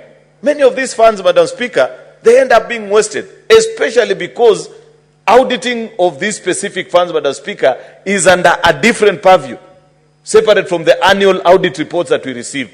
And I want to challenge colleague senators that the next time you visit your county assemblies, Madam Speaker, demand of our members of county assembly to carry out even special audits on these particular funds, Madam Speaker, and see, grant your report or present a report before the citizens of your county on how much of the various conditional grants have been received and what projects have been done to completion. Because it is one thing to commence a project, it is another thing altogether for citizens to derive value from that project once it is completed. The challenge that we have in this country, and what we are being challenged about, Madam Speaker, is the fact that the minute people have procured a project and they have secured the 10% that comes from it or whatever cut the procuring officers receive from that particular project, nobody has an interest after that, Mr. Speaker, to see what happens with that particular project. They quickly move on to the next project. That is the report that we are reading this afternoon about these particular programs. Perhaps even the motivation in some of these county governments, Madam Speaker, It's because people know that the contractor was signed up by a governor who has since retired. So they're asking, what is the motivation anyway? Why would I engage this particular person? It's unfortunate. We need to make a decision as a country, suspending the introduction of new projects until, first of all, Madam Speaker, you complete. You know, and many times we speak about this and people don't appreciate or understand that there is little difference in terms of deriving value out of public projects from what you do privately. If today, Madam Speaker, of the resources that you administer at a personal level, you have projects littered all over parts of the country where you have interest, Madam Speaker, and none of which is complete, are you a prudent administrator of your own resources? I thought common wisdom dictates, Madam Speaker, that you first complete one project or the other, Madam Speaker, enjoy the benefits from that particular project before commencing any other. That is what sensible people do. Madam Speaker, we are being challenged as a country to raise the heads of accountability. And this is the opportunity that has come out of the challenges that we are facing through as a nation right now. And we will be fools who have learned nothing out of this crisis, Madam Speaker, if we don't point out and agree actually to the wisdom that is being called upon for us to rise up and demand that we must put to better use any funds collected from citizens. The same things that you cannot do with your own resources, Madam Speaker, don't accept to do it with public funds, Madam Speaker. We must raise the standards of accountability for people to declare publicly and let it be known, Madam Speaker, that despite the fact that they have no specific interest on a project because maybe it was procured by a different administration, a different governor, a different procuring officer, you see to it that it is complete, Madam Speaker, so that citizens can enjoy the use of that particular project. Therefore, Madam Speaker, I want to appreciate the work that the Budget and Finance Committee have done, but I want to believe that we can do better, specifically to stall projects in our county. Many billions of shillings have been lost. And in fact, maybe this is something that, just as a final point, Madam Speaker, I wish to challenge colleagues, senators, to do. This is the 13th year, or rather the 12th year, Madam Speaker, of devolution in our county governments. Just do a sum total of all the projects from 2013, when devolution came into light in this country, Madam Speaker, that are stalled in our various counties, and how much has gone into that particular project up to date, and do a sum total. You will be shocked, Madam Speaker, that in each of our county, there's billions, if not hundreds of millions of money, Madam Speaker, that you can list, and a decision needs to be made. A special audit needs to be carried by our county assemblies, and a decision is made. What do you do? Are you going to leave those resources to go to waste and ruin as if you don't care? Or we make a decision. Either do whatever needs to be done, complete. If it doesn't make sense, Madam Speaker, then let it be known and closed in the books that this project has been declared that it can never take off, so that we know who entered into those contracts, what were the intention, and what will be done to them, Madam Speaker. This is a challenge that we must give ourselves as senators on stalled projects in our counties, so that it becomes a lesson. Anybody who procures in the future, Madam Speaker, any works or services, that it shall be to the benefit of the country. You know, counties, Madam Speaker, replicate what we have learned from national government. Yet, the reason why in 2010, many Kenyans voted in support of this constitution was because of the tenets of devolution, Madam Speaker, where they believe that they could not see proper management of resources at the national government, and said if we brought it closer, then there'd be better scrutiny. I hope we can still live by that particular dream, Madam Speaker, so that we ensure that our county governments work, because that's one of the gifts that we have given ourselves over the many progressive things that we have done as a country the last 60 years, and we cannot afford it to go to waste. Therefore, Madam Speaker, I believe that even as we do the resolution on the reflection motion that is before this House, there must be a line about what each of us is supposed to do in our specific counties. A special audit separate, Madam Speaker, from the things that are being done here. at the national level so that we complete on those projects and ensure that citizens get value for money. With those many remarks, Madam Speaker, I beg to support and appreciate the industry of this committee. Thank you, Madam Speaker. Thank you, Majority Leader. Senator Kisang.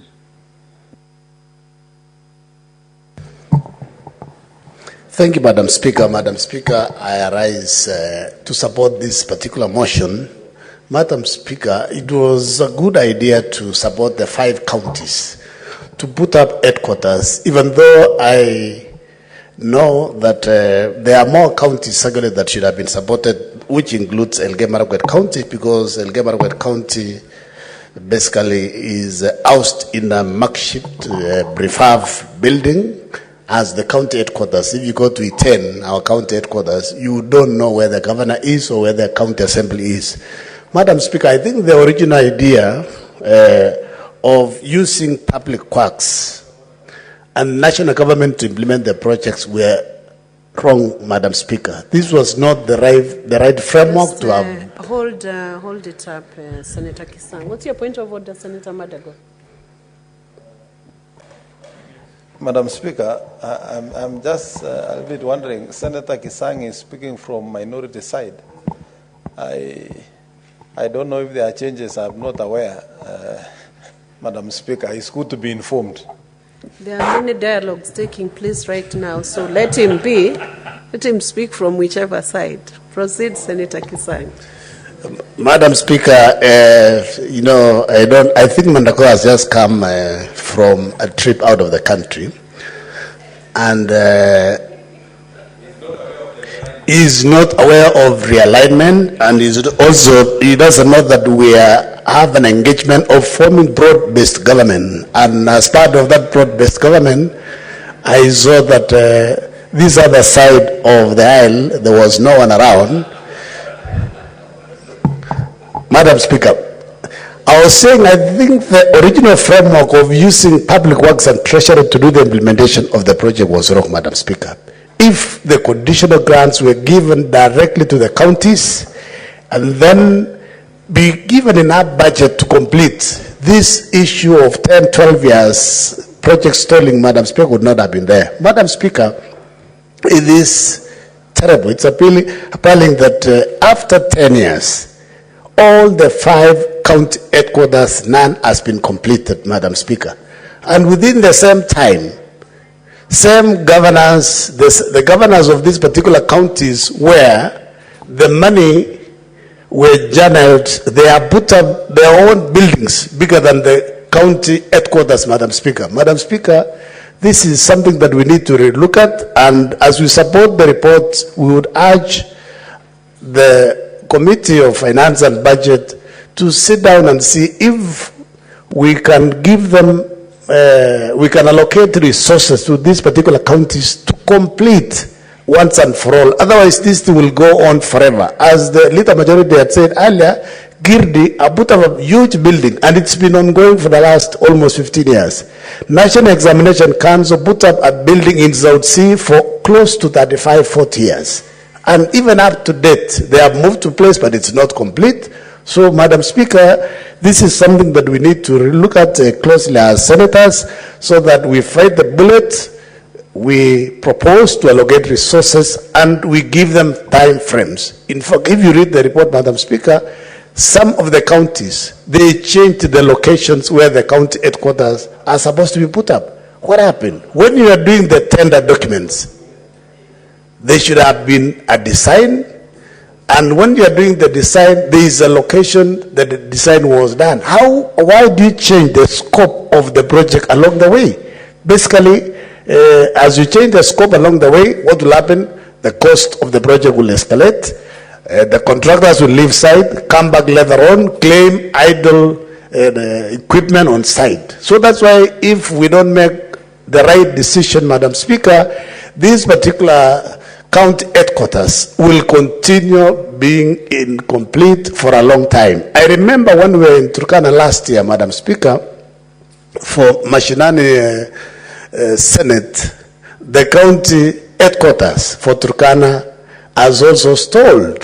I know they use their own resources to put up the county headquarters, but it is, I mean, it's not benefiting. The reason why resources are allocated is so that the people of the counties can access services easily. They know where the governors are, they know where the county executives are, but now we're wasting a lot of resources across these 5 counties by hiring offices instead of benefiting from the resources that were allocated, Madam Speaker. Madam Speaker, it's also good to know that when you use public works to do the design and implementation, the cost of the projects actually more than double because of corruption. They are very inefficient. In fact, the counties are struggling, especially when it comes to monitoring and implementation. The public works officers, they ask for allowances. They are on salaries, but they ask for allowances to go to visit their sites. This is something that we need to build capacity for our county governments so that they don't have to rely on public works officers from the national government, Madam Speaker. Madam Speaker, as I had said earlier, we need to relook also at other counties. Elgeyo Marakwet County, I know Senator Governor Mandako did a lot of good work. In fact, he put up 6 sub-county headquarters in Washingishu across all the 6 constituencies. And Elgeyo Marakwet County, we've done nothing because we don't have enough resources. So we'll be asking the Finance and Budget Committee to relook at other counties like Elgeyo Marakwet County that are getting below 5 billion so that also we can benefit from these conditional grants so that we can put up county assemblies, we can put up also county headquarters so that we look like other Kenyans. In fact, I was telling you when I appeared in the committee sometimes back that it will be unfair after 20 years.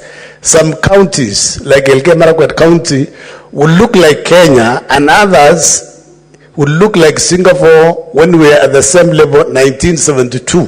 This is unfair. This is a discrimination. This is something that we need to relook at so that others are not favored. Madam Speaker. Madam Speaker, also what is very important then is for the committee to see if the counties in conjunction with the public works are not able to complete these particular projects, we can see how can we take it up. Who can take it up to complete these projects? Because we'll be putting in resources. You put resources that are not enough to complete.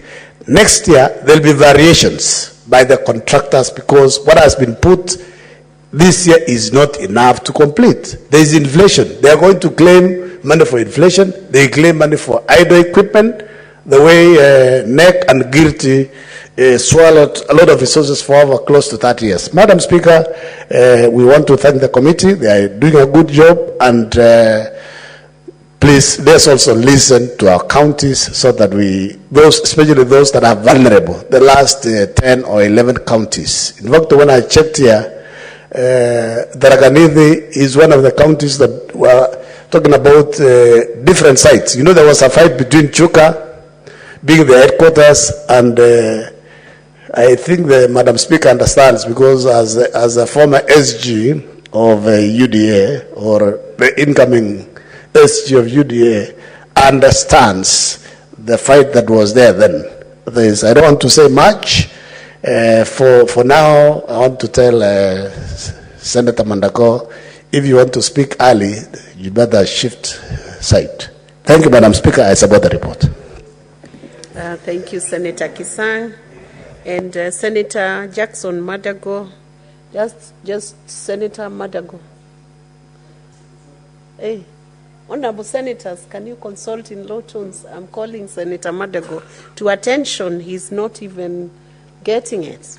Senator Madago, understanding Order 255, the only seats reserved exclusively for use by specific leaders are the seat of the Deputy Speaker, Senate Majority Leader, Senate Minority Leader, and senators with disabilities.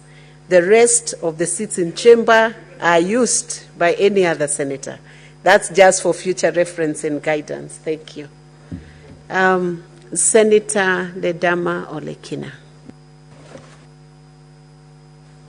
Thank you, Madam Speaker. Madam Speaker, I rise to support this report.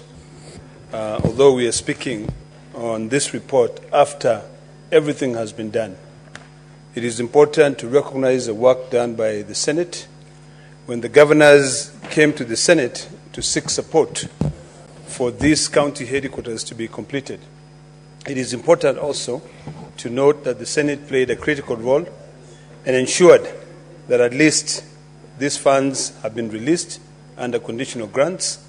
So this is one of the successes that we should be talking about, because a lot of people out there sometimes do not recognize the work that the senators do, but it is imperative to know that the Committee of Finance, led by the able chair, Captain Ali Roba, was able to bring all these players together, brought in Treasury, brought in the intergovernmental agencies, brought in the Council of Governors, and ensured that the money which was supposed to have been released to county governments by Treasury has been released, and these projects do not continue stalling.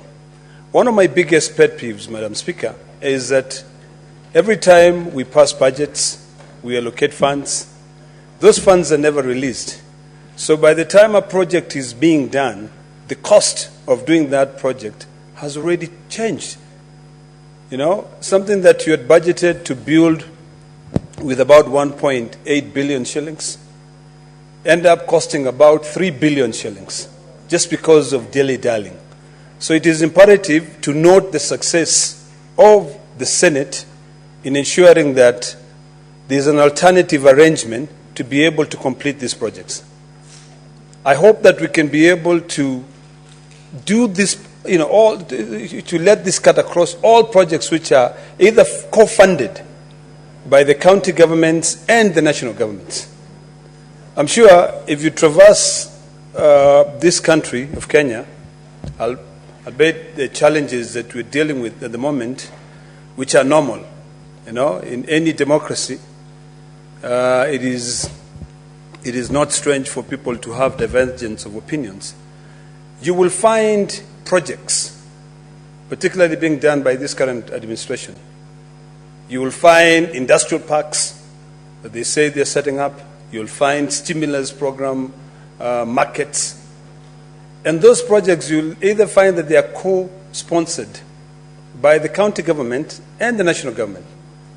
But although those projects will always end up stalling, one of my biggest concerns is that a project is designed, the cost is calculated, we agree that the national government is going to give about 1.2 billion, but they don't give that money.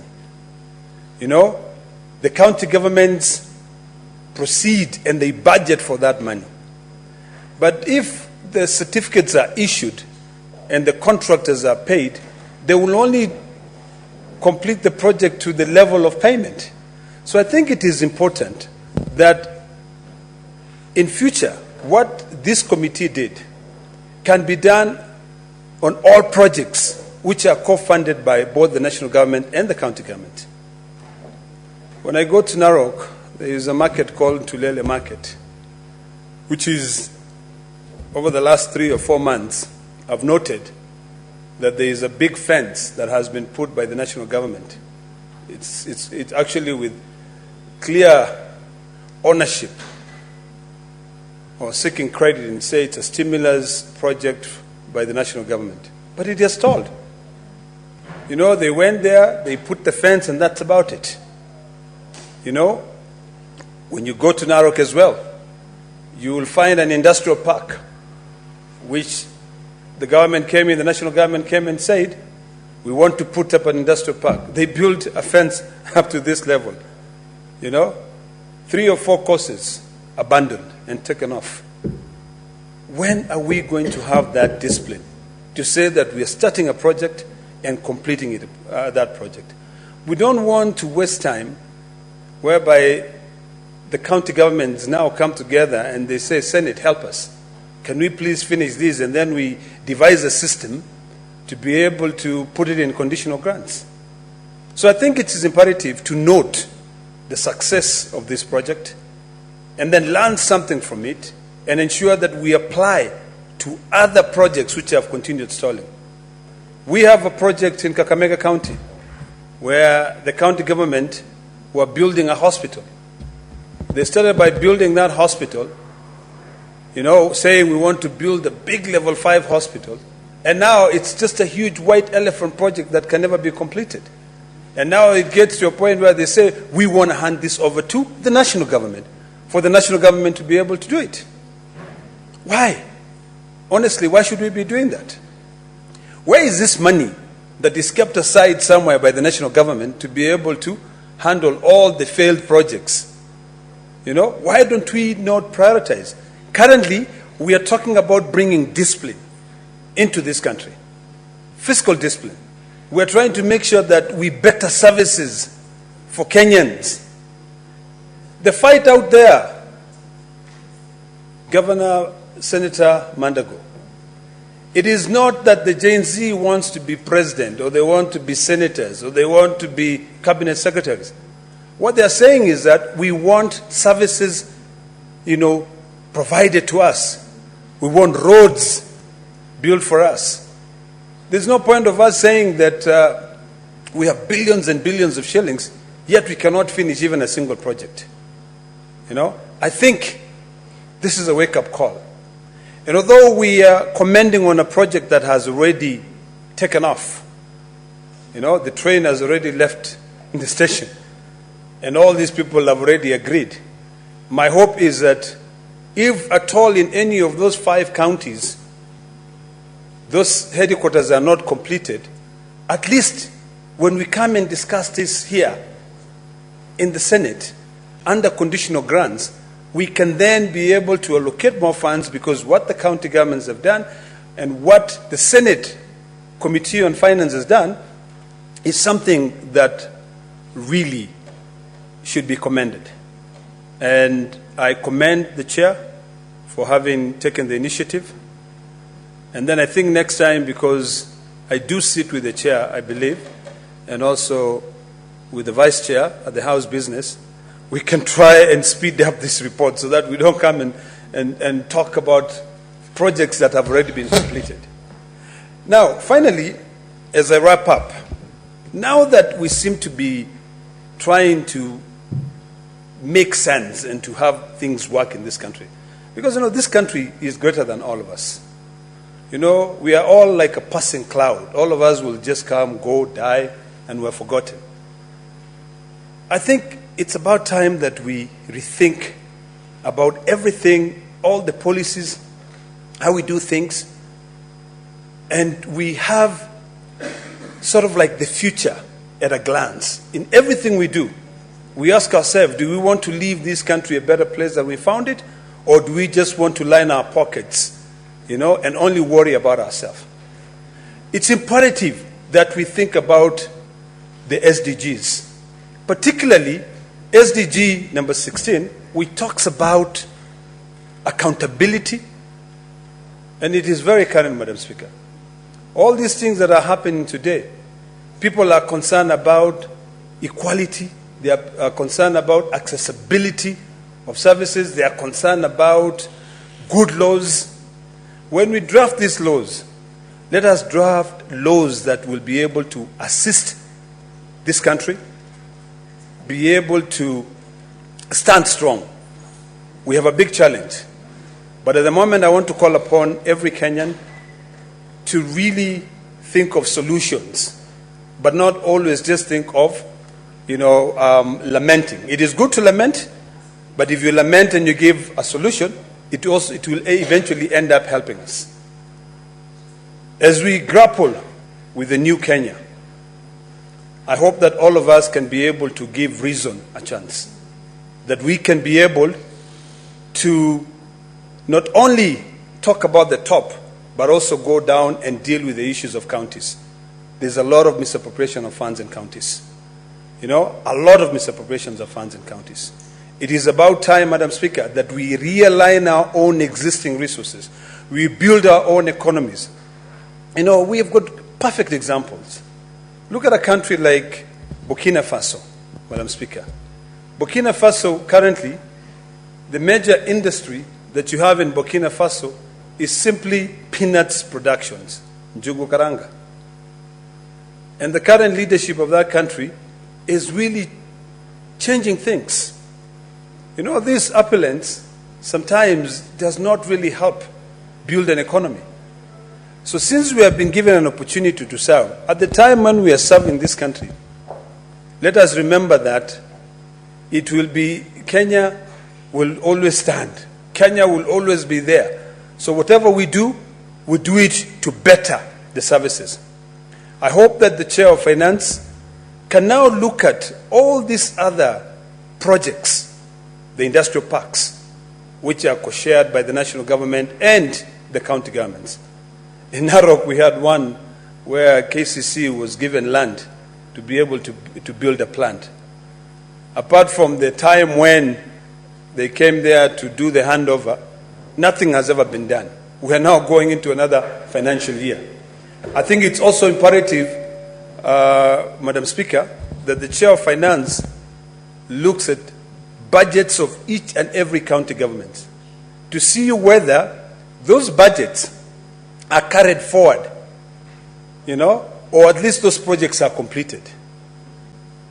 Madam Speaker, in conclusion, we had a motion that we passed in this House.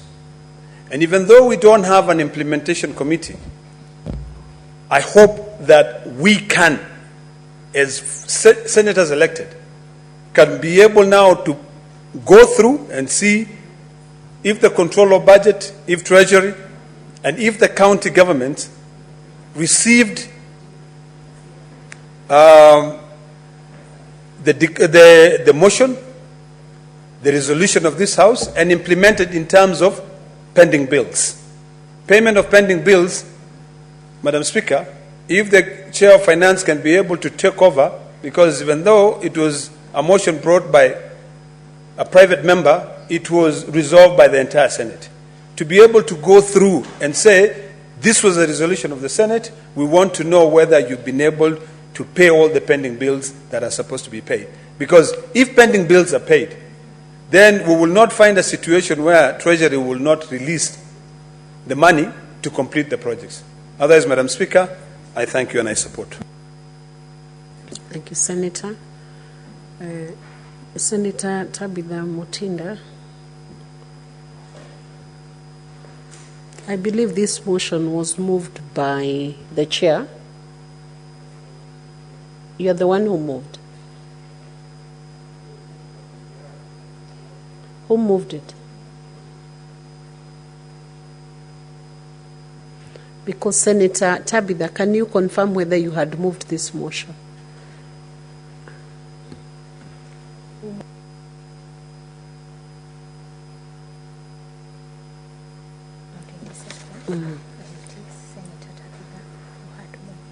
It was Senator Tabitha who had moved on behalf of the chair, so I'll have Senator Peris Tobiko to proceed.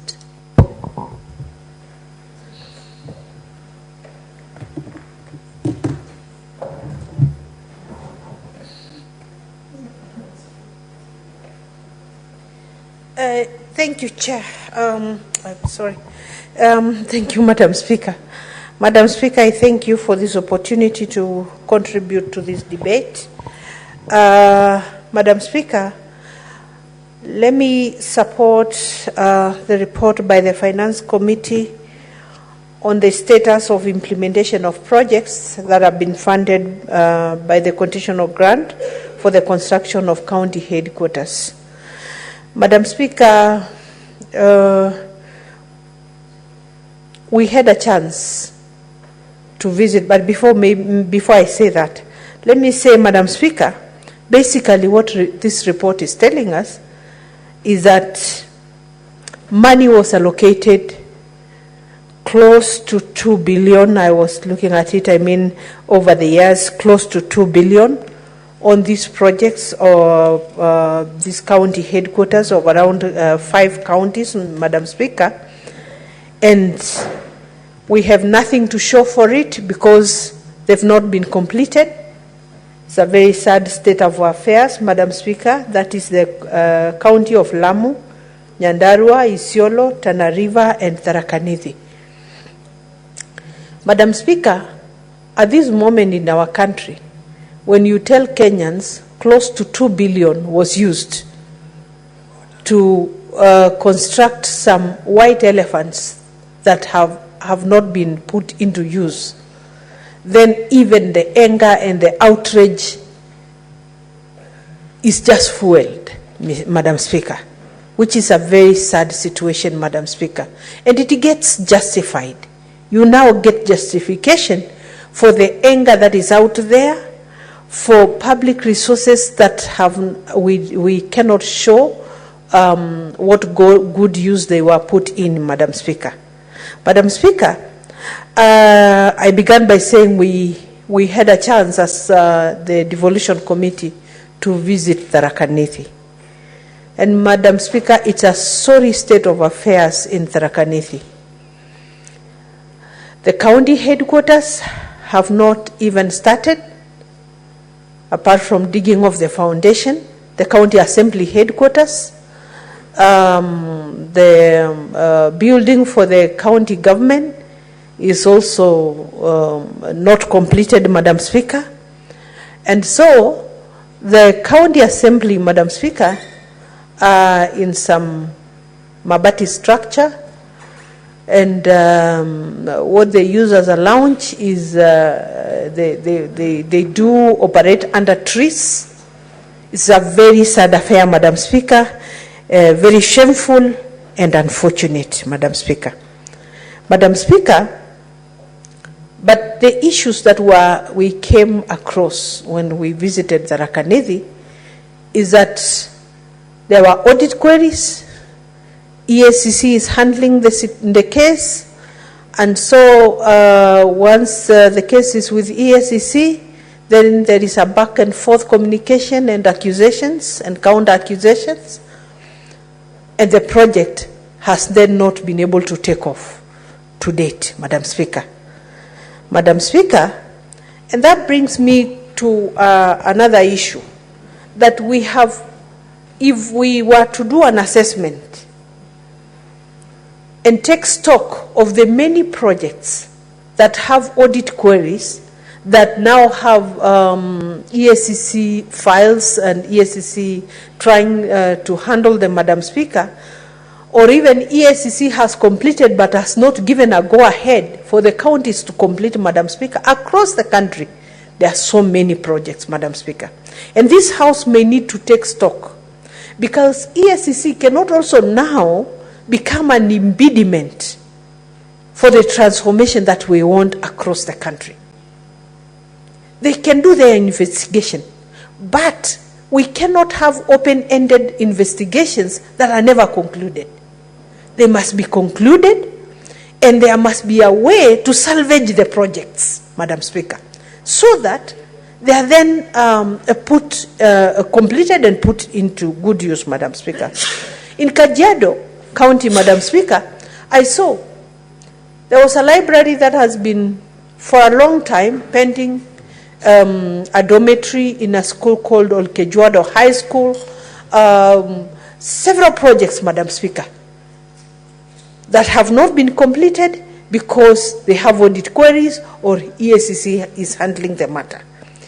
EACC cannot be, a situation in perpetuity that cannot end, Madam Speaker.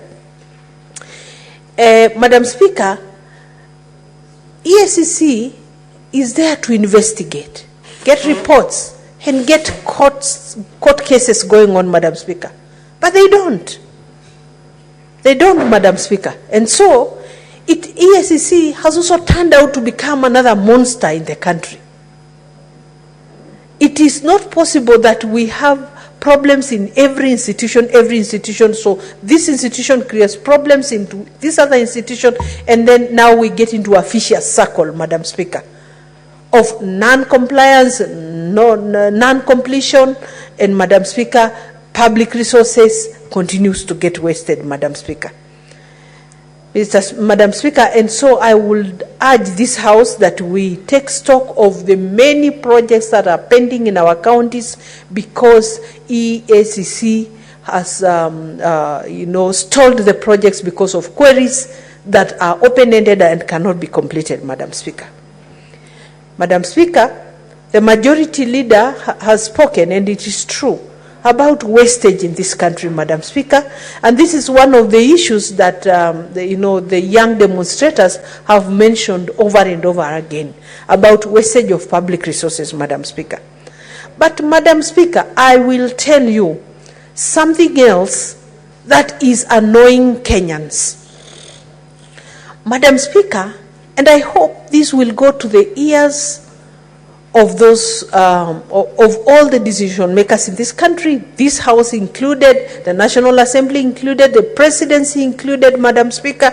We must all listen because, Madam Speaker, one of the other things that is becoming a time bomb in this country, and I know I have said it in the floor of this House severally, and I will continue saying it because even if it won't help in anything, Madam Speaker, at least I will have satisfied myself that I said it. Madam Speaker, the inequalities in this country, is a time bomb, Madam Speaker. It's a time bomb.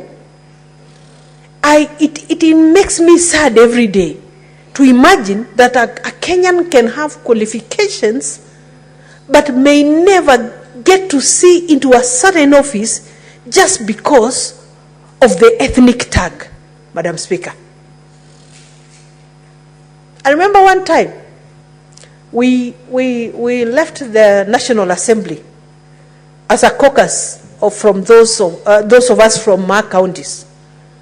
And we went to lobby and to make a case for a person who was a deputy governor of Central Bank then. And we believed he had all the qualifications, and the international markets were rating him well, Madam Speaker. And the country, and I mean, there was no reason why he would not have risen to be a governor of Central Bank. But he couldn't. He couldn't, of course. It couldn't be allowed. He cannot, because he comes from a minority community, and so the minorities will continue to get marginalized. It is annoying, Madam Speaker, and no wonder, just no wonder, the young generation that is calling themselves tribalists will send all of us packing, Madam Speaker. Madam Speaker, whenever I use the roads going to our home, Madam Speaker, it saddens me. You know, I can see my neighbor, Senator Agnes, the good senator for Machakos, is smiling because she knows this is a story I say every day. It's annoying. It's annoying, Madam Speaker, that we have no roads, but we are the closest to Nairobi. Madam Speaker, from my home, I take like 3 hours to reach Nairobi. Yet, it's a place that would actually be 20-30 minutes drive if our roads were good. The other day when we had the cabinet secretary around the Senate, when he was coming to answer questions, unfortunately for me, he didn't get a chance to respond to my questions before the dissolution of cabinet. I actually went to beg him. And I told him, right now, we are even begging, even just for Maram. And if you cannot do Maram, we are even begging for just grading. Because we don't have roads. And this is across the county, Madam Speaker. And it's not just Kajiado County. I know those counties in the north that have problems of insecurities. One of the major contributors is the lack of infrastructure, Madam Speaker. The lack of necessary infrastructure, Madam Speaker. Madam Speaker, whereas in some other counties, Madam Speaker, there are tarmac roads. Everybody will leave Nairobi in the evening, go home, come tomorrow morning. They'll have taken care of their cows. They'll have taken care of their chicken. they'll have seen their old parents, and they come back home, they come back to Nairobi, do the job, go back home in the luxury and comfort of their vehicles and good roads, Madam Speaker. Are we all Kenyans? Will we remain this way? And for how long? For how long? No wonder the anger, no wonder the frustration. It may just look odd, Madam Speaker, but I don't want to say it. But sometimes we feel like joining them because of the frustration, because of, feeling you are treated like less of Kenyans, less deserving, children of a lesser God, because we must beg and beg. And the sad part is some of us, when we go back to our communities, we are told, lakini si nyinyi ndio serikali. I don't know how to answer. Sisi ndio serikali? But some of these fruits are too high up for us to reach and bring them down. Can't bring a road, can't bring power, can't bring a hospital, can't bring nothing, Madam Speaker. And so, Madam Speaker, let me just say, besides the fact that some projects receive money and don't get completed because of, and in Tharaka-Nithi, Madam Speaker, we were told it is the ministry that is doing this project. It's not the county government that was doing this project. It's a ministry. The ministry has the engineers. The ministry has all the experts on board. It's a ministry that is getting money from the exchequer. So why are these projects not completed? Sometimes we blame the counties when we actually shouldn't. Sometimes it's just good for us to get, to know where does the buck stop. Who is this that is not moving when they should move? Who is this who is not doing when they should be doing, Madam Speaker? Madam Speaker, let us all listen and open our eyes, open our ears to what these young Kenyans are saying. What these young Kenyans are saying, they don't know who is Masai, they don't know who is Kikuyu, they don't know who is Kalenjin, they don't know who is Luo, they don't know who is Kamba, they don't know who is nobody. They don't know who is Christian or Muslim. What they know is that they are Kenyans who should be enjoying services from us, from a government that they have elected. If they don't, they'll smoke all of us out of this town, Madam Speaker. Madam Speaker, actually, today I tried to post something in a family page.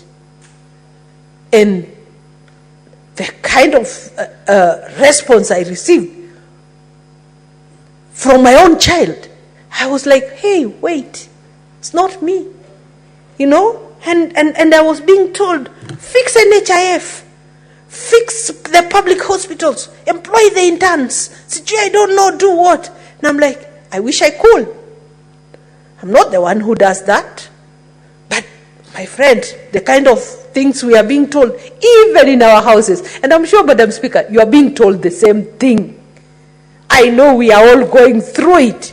We have these children in our houses and they are telling us, Madam Speaker. I was telling them, hey, wait, me, I just need a few more years in active public life, and I dash to go take care of my cows. And we leave Nairobi to you, But, Madam Speaker, before then, now that we are the ones here, let's fix the situation, Madam Speaker. Thank you, Madam Speaker, for the opportunity. Thank you, Senator. Senator Mwinyi Haji Mohamed Faki.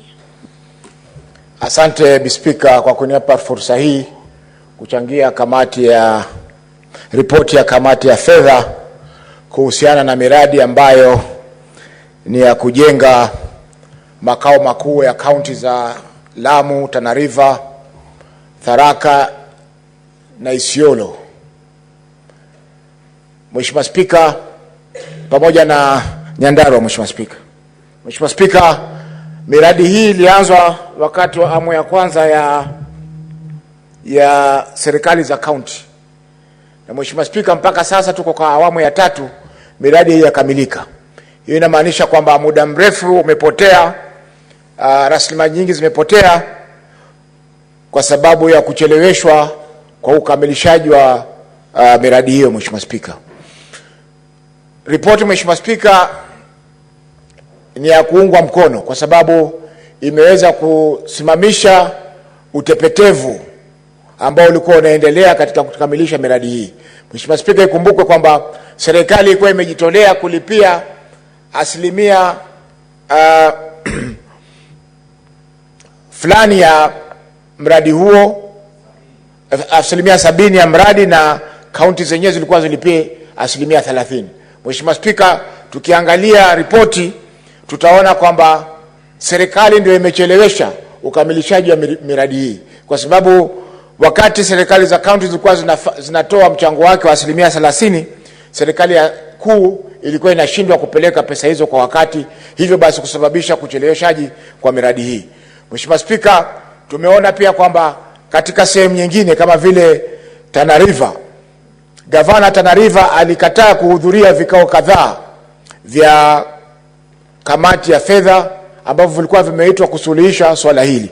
Nakumbuka tulikuwa na kikao kimoja hapo katika hoteli ya Jacaranda ambapo alikuja naibu wa gavana. Naibu wa gavana alipoulizwa umekuja kwa mkutano gani, akasema mimi nimesikia kuna mkutano na nikaja kuhudhuria. Kwa Mheshimiwa Spika, mbali na kwamba kulikuwa kuna utepetevu katika upande wa serikali, baadhi ya kaunti zetu ya Mheshimiwa Spika zilikuwa na utepetevu kwa sababu walikuwa hawako tayari kuendeleza miradi hii bila ule mchango wa serikali kuu.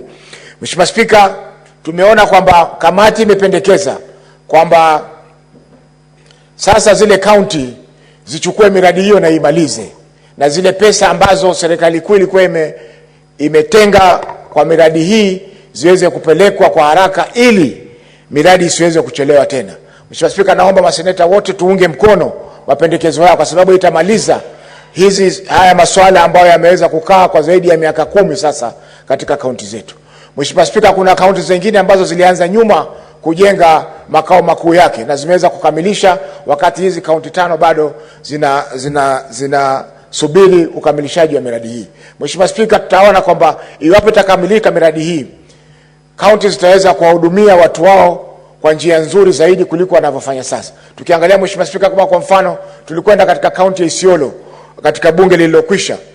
Mheshimiwa Spika, tuliweza kukutana na serikali, serikali ya kaunti katika kantini ya polisi pale Isiolo, ambapo kulikuwa hakuna mahali ambapo serikali ile ingeweza kutenga na kukutana na maseneta na kujadili matatizo ambayo yako katika kaunti hiyo.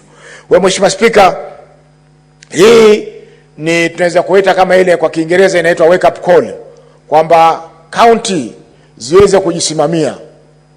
Kuna masuala mengine ambayo hawawezi kuyaacha yakawa juu kama zilivyoachwa hizi makao makuu kwa muda wote huu. Mheshimiwa Spika, kwa mfano kule kwetu Mombasa tulikuwa tunajenga mradi wa stadium.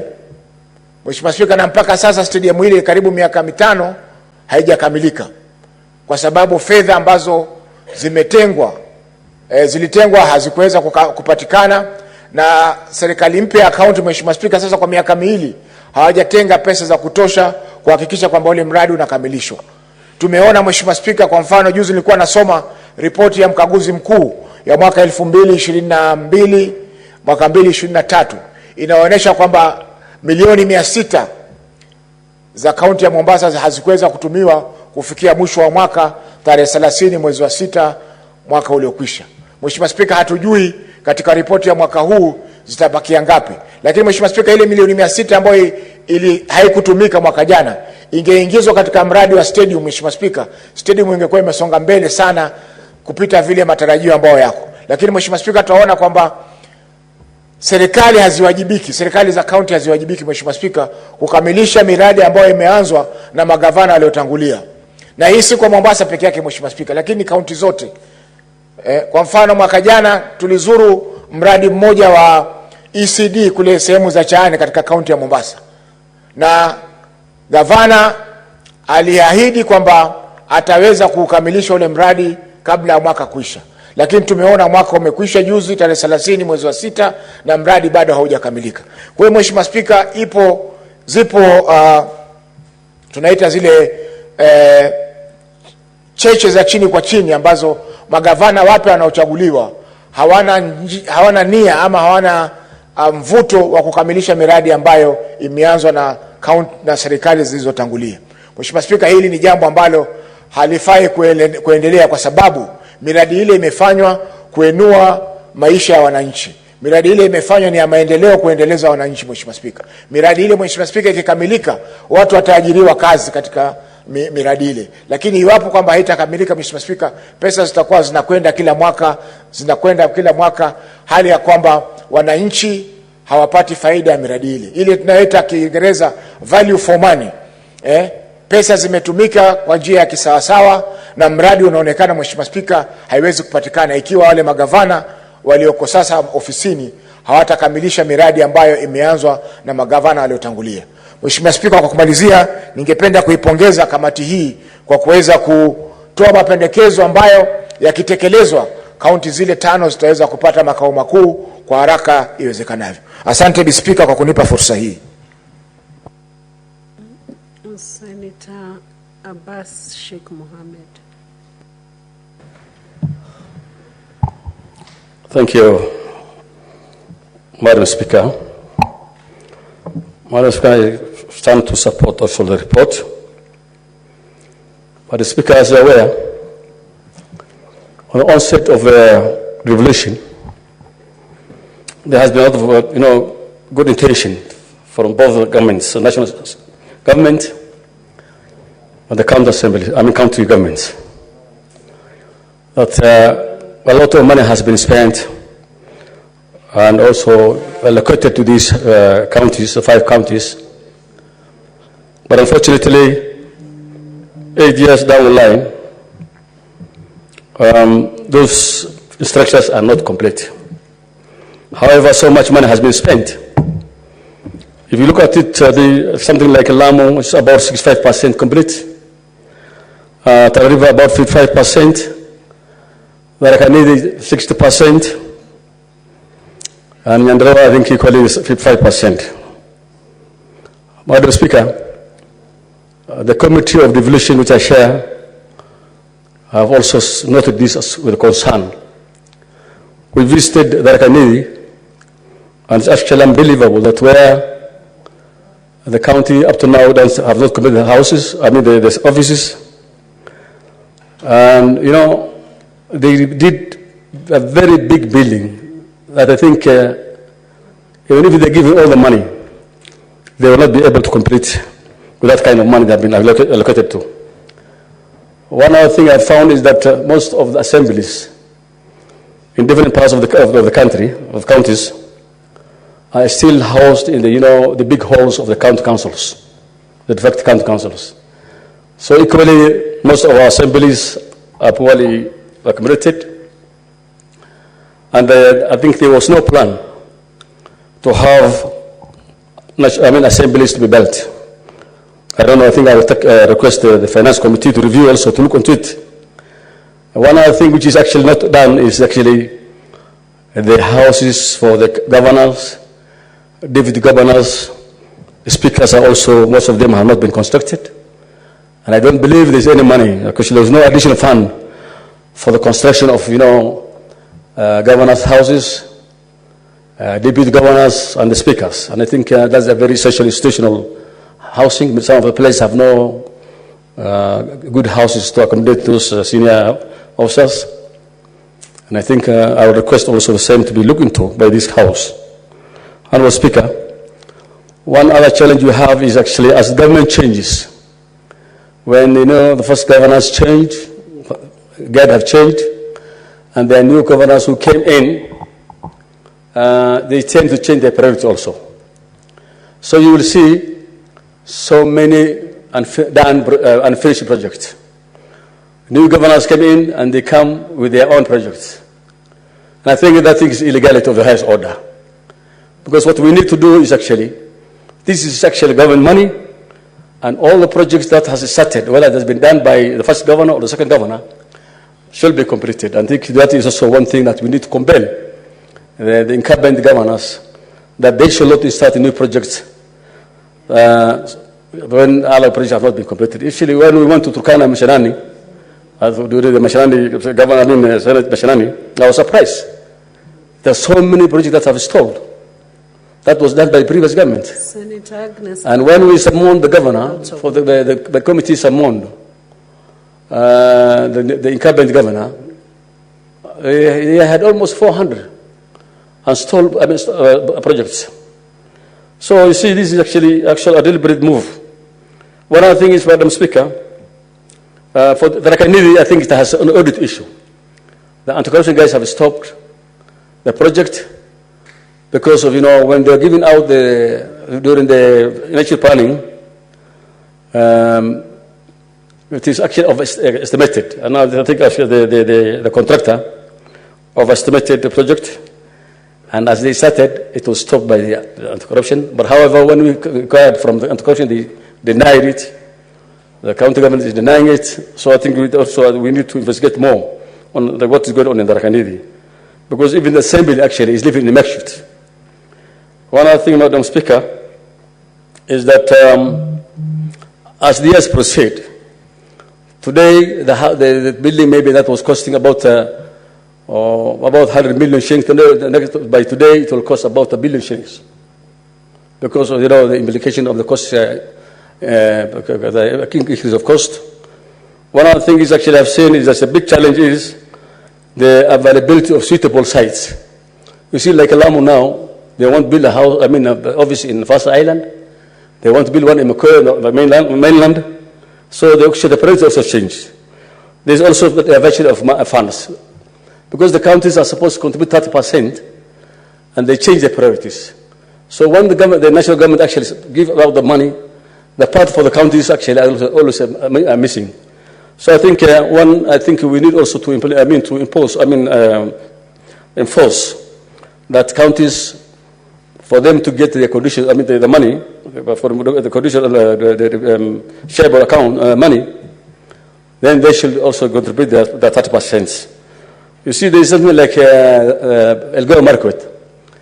In the past, the time when they have been looking at the availability of offices, Elgeyo Market had the good offices, they said, but now Elgeyo Market now has said again, those offices are not enough, and they won't change their priorities. Therefore, I think we need to relook into the issue. One other big challenge is actually the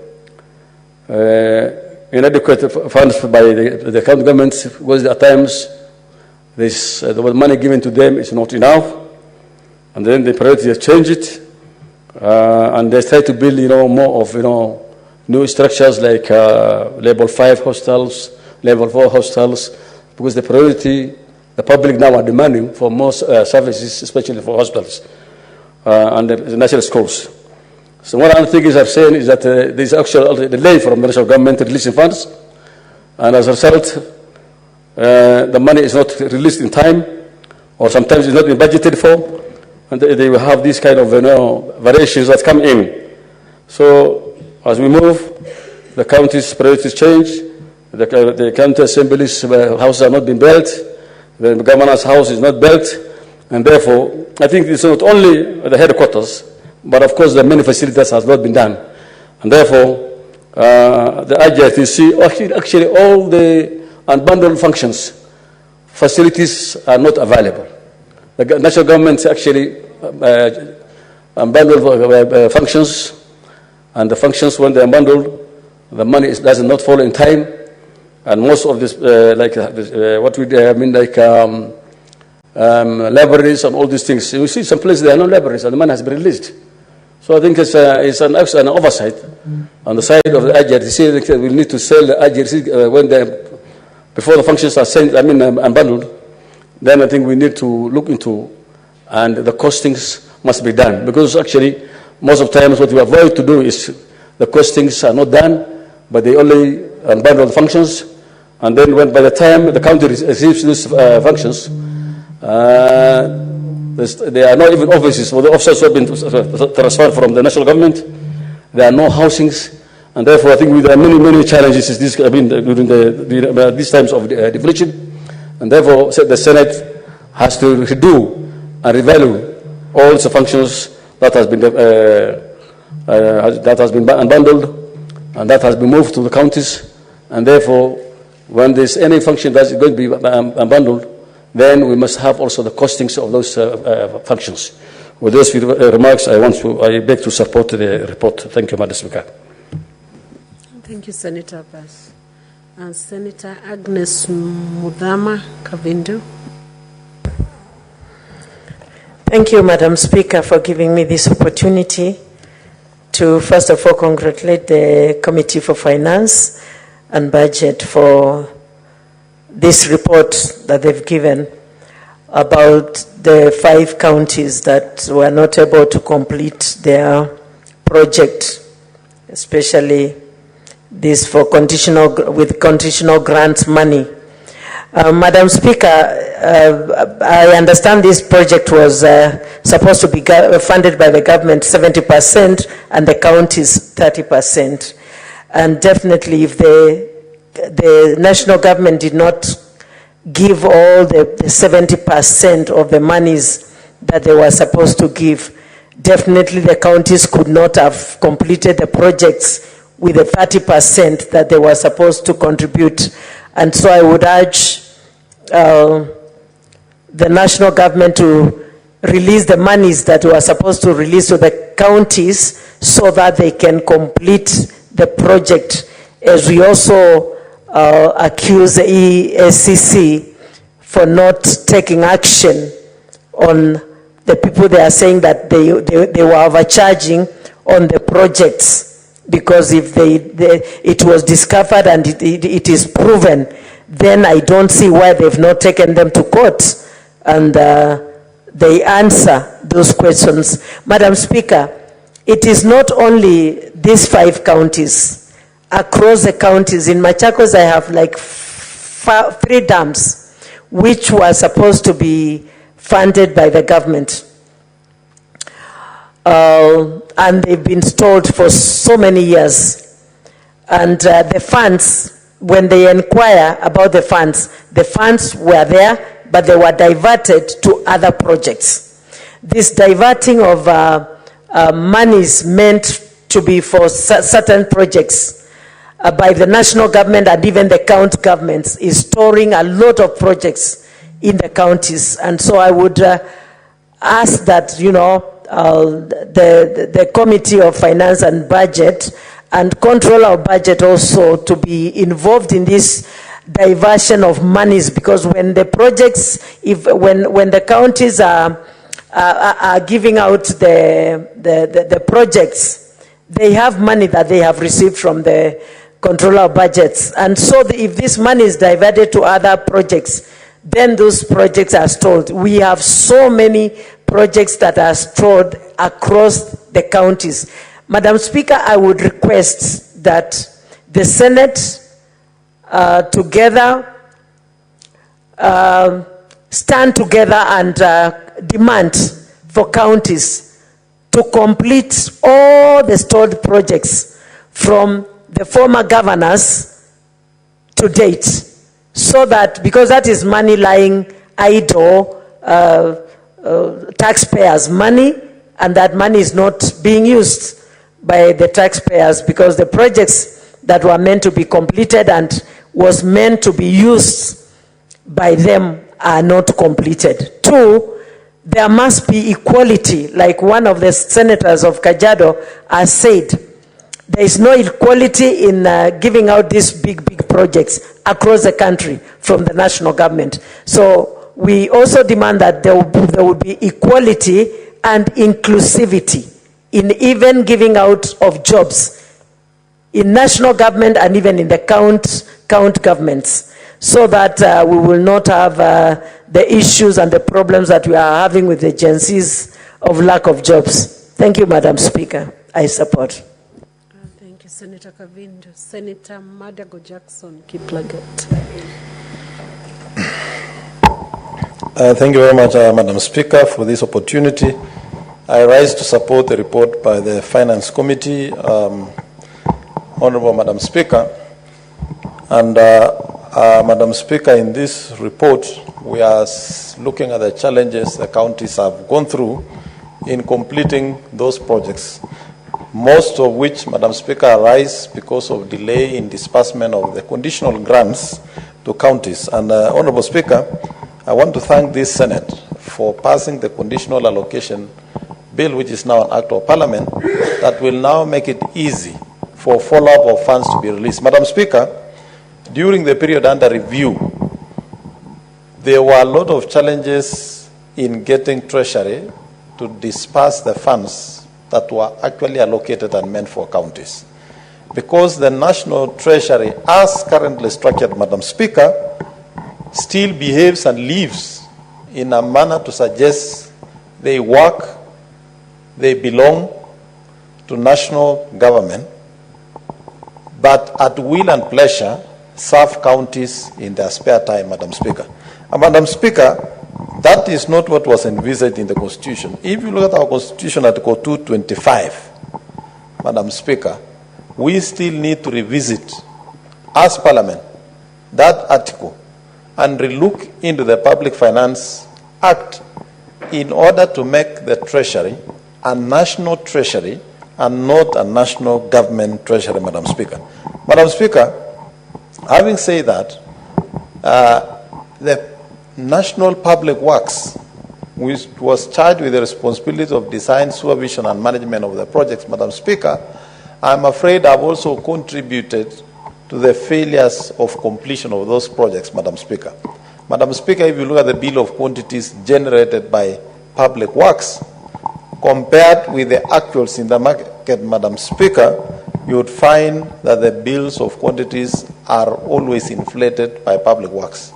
Madam Speaker, you will recall in this country, the government decided to embrace TVET education, and in that process decided that they are going to build a TVET in a TTI in every constituency in this country, Madam Speaker. Madam Speaker, when Public Works was asked to design a model TTI that would be used to build in all the constituencies, Madam Speaker, their cost came to close to 150 to almost 200 million, Madam Speaker.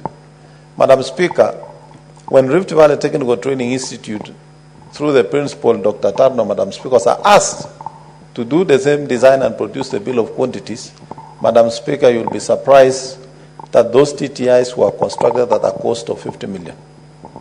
Therefore, even as we address the issues of disbursement, we must also address the issues of costing of those projects. Madam Speaker, the issue of stalled projects in counties will not only be accounted for by the lack of disbursement from National Treasury. Sometimes the stalling of projects in counties is also caused by the same county governments, Madam Speaker. Particularly when there is transition, Madam Speaker, you would find the new administration will begin new projects. But it must be understood, Madam Speaker, that all the functions county governments undertake are clearly spelled out in the fourth schedule of the Constitution. Therefore, there is no county administration that will do or initiate projects outside the functions that have been devolved. What we are seeing, Madam Speaker, is actually duplication. You will find in our county a level 5 facility was being developed. It was at 70% when there is change of administration, and the new administration decides they are going to build another level 4 or level 5 facility elsewhere, abandoning a level 5 facility that was 70-80% complete, Madam Speaker. And Madam Speaker, I would want to urge this House that probably it is time we review the County Government Act to provide for a law or amendments to make sure that during transition there is a complete assessment of the status of projects in every county and a report submitted to Senate. And the first budget of the new administration, Madam Speaker, should be compared with the report that has been passed by Parliament, just to ensure that there are no stalled projects, Madam Speaker. Madam Speaker, new administrations have also been hiding under a cover and very popular term of pending bills, Madam Speaker. I do get surprised myself in my own county, Madam Speaker, when I find the governor telling members of the public that, you know, there was a pending bill of, I don't know, 700 or what, and my colleague chairs were in my county for a conference last time, and when we visited the governor for a courtesy call, he also alluded for the same, Madam Speaker. I intend to bring a statement to this House so that the Committee of Finance can go and investigate the alleged pending bills in the county government of Uasin Gishu, Madam Speaker. Madam Speaker, as far as I'm concerned, because I was the governor of that county, there were no pending bills in my county except a 45 million bill to county pension fund, which accrued from actuarial deficits that they were unable to supply documents to support that payment during my tenure, Madam Speaker. Madam Speaker, therefore, other than the late disbursement from national government, we must also be wary of the change of administration and the abandoning of projects for political reasons, Madam Speaker. Madam Speaker, as I finalize, I would also want to say that conditional allocation, Madam Speaker, from experience, I've done well, in that, Madam Speaker, when funds are precisely set for a specific function, followed up during execution, Madam Speaker, there is a tendency to achieve better results. We've seen that, Madam Speaker, with conditional allocations and grants from the World Bank under the Kenya Urban Support Program, Madam Speaker. And if you look at those funds, Madam Speaker, the funds achieved quite a tremendous job in most of our urban areas, Madam Speaker. Madam Speaker, today the tarmac roads you see in most county headquarters, Madam Speaker, and sub-county headquarters were actually courtesy of those funds that are conditional in nature. I would urge this House, Madam Speaker, that even as we work very hard as a Senate to increase funding to counties, we may consider sending money to specific functions through conditional allocation, Madam Speaker. Madam Speaker, I therefore support that national government do disperse the remainder of the funds, and counties, regardless of whether the cost of those projects will go beyond the 30% that they had envisaged, actually put in their own resources to complete those projects so that the citizens of those counties, Madam Speaker, can benefit from those projects. With that, I support. Thank you, Senator. Senator Mogeni Eric Okongo.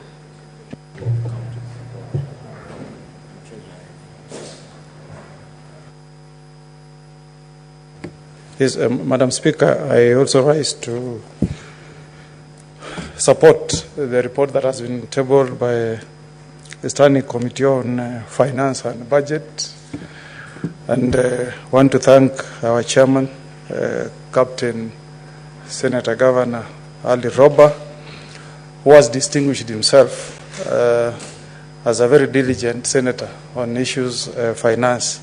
I think, Madam Speaker, the performance of Senator Ali Roba gives credence to those of us who support governors who want to transit from being heads of executive to come over and assist us in oversight and legislation, because we gain a lot from their experience that has been gained from counties where they have been heads of executive. And I've also seen this personally. I serve in the Committee of Health on many occasions when we have had county visits with Senator Mandago. And having had the benefit of having a chair in last Senate who was not a former governor, I've seen the valuable experience that becomes very useful for us as senators when we visit counties. So I want to urge governors who are retiring and who think they are still energetic, who feel that they have something to still offer to the country, not to shy, but to offer themselves, vie for positions to Senate, and come here and make a contribution. I think Senator Ali Roba and Senator Mandago will agree that they have found it very interesting. We may not have the money that governors have, but we also make a contribution that tends to improve what happens in our counties. And this happens all over. I saw a bill, Madam Speaker, that was proposing that we should bar governors not to run for senatorial positions or member of National Assembly. I personally don't support. Let us compete. If you have had an experience as a senator for 2 terms, and the people of Tana River, where Mungatana comes from, want him to take the experience he has gained as a legislature to being governor, why not? Why should we stop Senator Mungatana from transiting to becoming governor of Tana River? And equally even for myself, Madam Speaker, if the time comes and the people of Nyamira tell me they want me to transit from being a senator to becoming a governor, we should not stop anybody. Let the people decide. Coming back to the report, Madam Speaker, it's unfortunate, Madam Speaker, that implementations of projects spearheaded by a government can stall. And that's a big indictment on us as a country, Madam Speaker. Because if you travel to many jurisdictions, projects initiated, implemented by governments should never stall. Because, Madam Speaker, if government lacks money, then it means the country is bankrupt. You know, in many civilized jurisdictions, if a government begins construction of a road, construction of a bridge, it is the presumption is that the government has money to complete the project. It's really a shame, Madam Speaker, when I look at this report, that some of these projects were launched as way back as 2015. Imagine, that's in another year, next year, that will be 10 years. And then the sad part is that we have sunk money into a project, and we are having a report that says some of these projects have been abandoned. It's a big, big indictment on our country. And Madam Speaker, this money comes from taxpayers. Some of them are struggling, you know. They get taxed knowing that the government will put into good use the money that has gone into Kenya Revenue Authority. I think it's not a very good statement on our performance, and I hope the recommendations that have been put forth by the Committee of Finance will make us realize. Our joy as a senator is to see that this process that was midwifed by the Senate, because those motions came here, they were passed by the House, money was sent to counties. Our joy should be that we go to these counties, we go to Isiolo, we go to Tharaka-Nithi, and see those projects being launched. Then we feel proud as senators. But, Madam Speaker, when these projects are stalled, and when you look at the reasons, it's a shame. If you read page 19, the CS said that some of the challenges that were faced included, 1, issues dealing with supervision, issues dealing with lack of good management of the projects, bureaucracies arising from project implementation model. This should never happen, Madam Speaker. Because when you are designing a project, you must input how you will supervise that project so that you are able to complete it within the projected contract period. How can our counties be telling us 12 years into devolution that they have inadequate capacity at counties to supervise projects? Okay? I don't think those are excuses that we can take as a Senate. Even the excuse of lack of funds from national government should not be convincing. I can give you an example, Madam Speaker. Our county headquarters in Nyamira, we are still being housed by the county commissioner. The county headquarters that were launched by our late governor, Mzee John Yagarama, have not been completed to date. And this idea of a governor who takes over from a an outgoing governor not wanting to complete projects that were commenced or initiated by his predecessor is something that should not happen in government. We have what we call succession in government. There is what we used to call, Madam Speaker, perpetual succession in government. When you come on board and you find a project that was being initiated by your predecessor, you continue with it. Even this financial year, Madam Speaker, in my own county of Nyamira, the allocation is a paltry 30 million to complete the county headquarters, meaning that the current governor is not giving that project a priority because it was initiated by the previous governor, the late John Yagarama.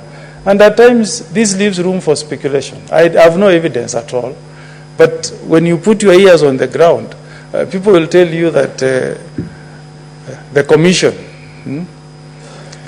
was given to the other administration. So I need to commence my own projects so that I get something.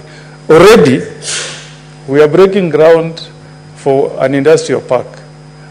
We as a county want to pump 250 million to the industrial park. Why, Madam Speaker, our county headquarters remain unfinished for over 10 years? Doesn't make economic sense. If I was the governor in office, I would have prioritized, Madam Speaker, completing the county headquarters, Madam Speaker, and then maybe another governor who succeeds me can initiate the county headquarters, Madam Speaker, and then allocate more money there. Our stadium, Manga Stadium, remains again incomplete. It's like a stalled project. And all this boils into the issue of a governor who takes over saying, I'll not complete projects that were initiated by a previous administration. It's not the good thing, Madam Speaker. I've seen roads in my county that were launched by our retired President Uhuru Muigai Kibaki. I've not seen President William Ruto saying, because those roads were launched by our former president, he will not continue those projects. We took over at PSC. We found Bunge Towers. Bunge Towers was launched when Marende was Speaker. Those days, I think, when Mungatano was in National Assembly. Retired Speaker Muturi continued for his 2 tenures as Speaker, Chairman of PSC. We came in and we gave it priority. We completed it, and members are now occupying it. So I plead with the Chair of Finance to impress our governors to give priority to projects that we have, where money has already been spent, substantial amount of money has been spent. All they need is to just put a substantial budget, they finalize the project, and life continues. Madam Speaker, if you go to Machakos, you will see what Governor Mutua did. He did beautiful county headquarters. When you go to Machakos, you feel proud. You see fruits of devolution. That's how devolution should be working. You just sit and you say, yes, these are the county headquarters of Machakos. In fact, you went further and even did some sub-county headquarters. You go to Matu, you will find that Governor Mutua did another sub-county headquarters for the county government of Machakos. Why can't Isiolo, Nyandarua, Tharaka-Nithi do something and complete their county headquarters? Why can't Nyamira, Madam Speaker, 12 years into devolution, not have a county headquarters? When the Gen Zs demonstrated on Tuesday, they went to that building, occupied it, and they were demanding that we want this building to be completed. What a shame to us as leaders. What a shame to our colleagues who are governors. How can Gen Zs be demonstrating, demanding that projects should be completed, launched, so that they can be proud members of those counties? We need to call out our governors and urge them to put aside this issue of you must get something, your hands must be greased before you finish a project. That is not what is inspire leadership. Leadership is transformative, Madam Speaker. If you do a county headquarters for Nyandarua, for Isiolo, for Tana River, that's posterity. Future generations will remember that Senate Governor so-and-so is the one who left behind this beautiful county headquarters. We remember Kibaki for Thika Highway. We will remember President Uhuru for the expressway. Maybe President Ruto will also do something. We will remember him. You as a governor, what do you want to be remembered for? My governor in Nyamira, what do you want to be remembered for? That Gen Zs came to demonstrate against you? No. You should be remembered that you took over 4 years into your administration, you did something. If there is no Manga Stadium, there is no county headquarters, what will the people of Nyamira remember you for? So, Madam Speaker, I want to commend the chair, and I want to encourage him to have a further discussion with IGTRC to give priority to governors of these 5 respective counties to prioritize these projects, complete them, and as a good way of appreciating our chairman, they complete these projects while he's still senator. I know people of Mandera may give him a second term, but it will be a good thing if they can finalize these projects during his first tenure as chair of finance and budget, and then he can invite us to go and open these projects. This idea,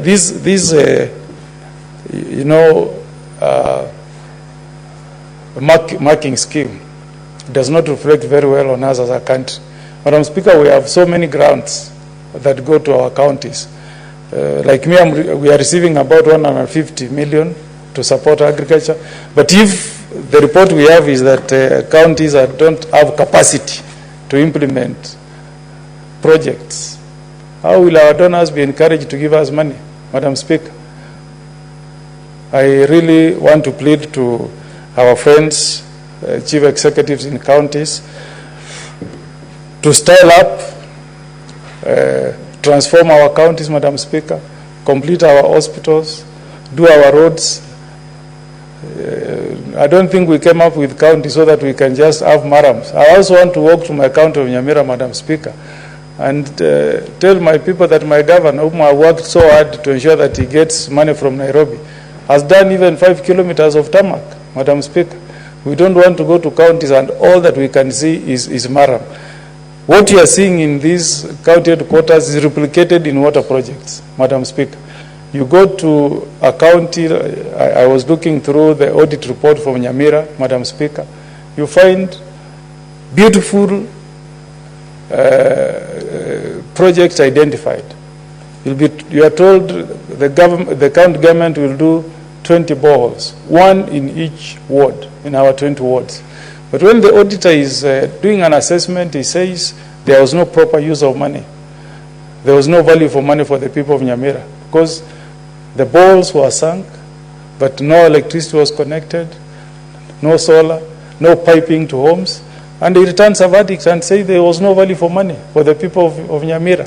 He says a project called Nyandoche Vere in Nyanshongo ward was drilled, but nothing happened. It's a ghost project. You go to another project in the same sub-county, Madam Speaker, you find the same report.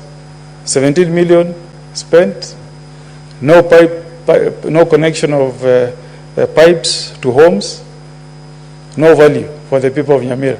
Madam Speaker, if you drill a borehole, connect pipes to homes, tell the people that have supplied you water, support me to sustain the project by paying for the water you are consuming.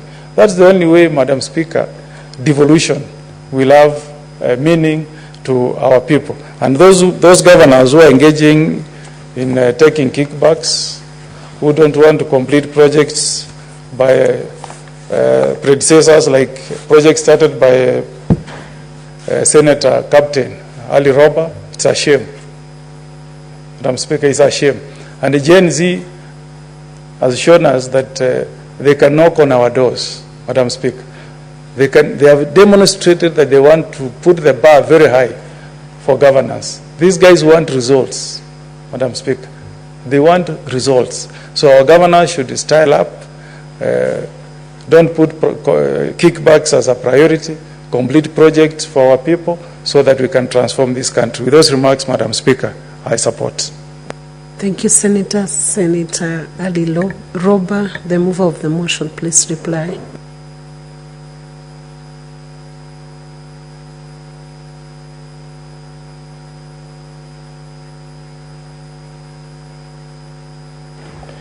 Thank you, Madam Speaker. I beg to reply, and I want to take this opportunity to thank all our colleagues. Senator Mungatana, who actually was more diligent than his own governor in following up these issues as we are trying to get this request tidied up. Madam Speaker, the request came to us from the Council of Governors, and this in itself is a milestone achievement for the Senate. The Council of Governors made a request that these 5 counties are affected, on average about 8 years of implementing county headquarters. And this happened because they relied on being sponsored by the national government, while other county governments opted to finance the construction of the county headquarters themselves. And what the resultant impact of that, Madam Speaker, is that because of depending on funds inflow from national government, the projects have ended up stalling, and their request was, can then the Senate help them in engaging the critical stakeholders like the National Treasury, the Ministry of Public Works, who are supervising the projects, as well as the Intergovernmental Technical Committee, to be able to smoothly find a way these projects can be handed over to them. And the resultant, the money that was promised by the government, the national government, in form of construction of supplement for construction of county headquarters, also to be transferred to them by way of conditional grant. And then if there are gaps, because a lot of time has lapsed, definitely there is bound to be some variation. Then these county governments take full responsibility to bridge the gaps that is going to come up, and whatever monies that are going to be transferred to them by way of conditional grant, they need to also take full responsibility for the accountability for that money. We managed to engage these stakeholders very successfully, and I want to thank the immediate former Minister for Finance, Professor Ndungu, who was extremely receptive to the idea. And the engagement took us a little bit of time. However, eventually, we managed to have consensus with all the stakeholders, and we managed to get that project transferred successfully to the 5 county governments, that is Tharaka-Nithi, Isiolo, Tana River, Lamu, as well as Nyandarua. And as at the time of the handing over, Madam Speaker, these projects initially the county government promised 1.815 billion. However, the national government only managed to release 837 million to these counties, leaving a balance of 977 unreleased. Now, during the process of engagement, we also managed to convince the National Treasury to include in the 2 subsequent county additional allocation bills that we had, that one of the 2023-2024, where it's an act of parliament now, 454 million has already been included. And we also managed to push further to get in the current county additional allocation that we are processing for the financial year 2024-2025, we also have 445 million included, and leaving only, from what the national government has promised, a balance of about 78 million shilling that has not been factored in, which before the minister was, the cabinet was dissolved, we were engaging the cabinet and already agreed that it should be included in the current county additional allocation bill to conclude the part of the contribution from the national government. Now, I would like to take this opportunity, Madam Speaker, to urge our governors, the 5 governors, to expeditiously open special purpose account to facilitate the funds flow under the conditional grant to be able to be sent to them.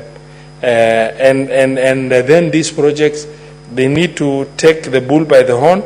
I know, based on experience, that if a project that was started 8 years ago, the cost of completing it now will definitely be more than the cost of tendering. They should not use that as an excuse.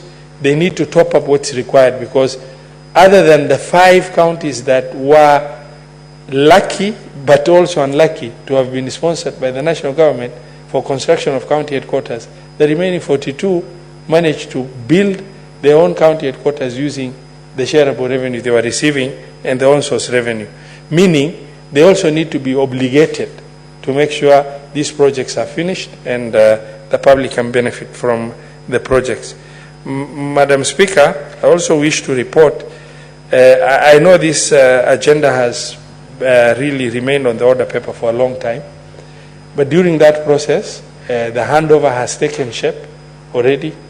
The governors have taken full responsibility for the project, and we hope and pray that in about 12 months' time, all those projects need to come to conclusion, particularly in terms of structures. Madam Speaker, I beg to reply. However, pursuant to Standing Order 66.3, I request the putting of the question to be deferred to a later date. Thank you. Yes, the putting of question is deferred to a later date, and I hope the committee will do a follow-on report when the completion of the projects are done, so that they can report to the House. Next order, order number 23. Is it 24? Sorry. Order number 24.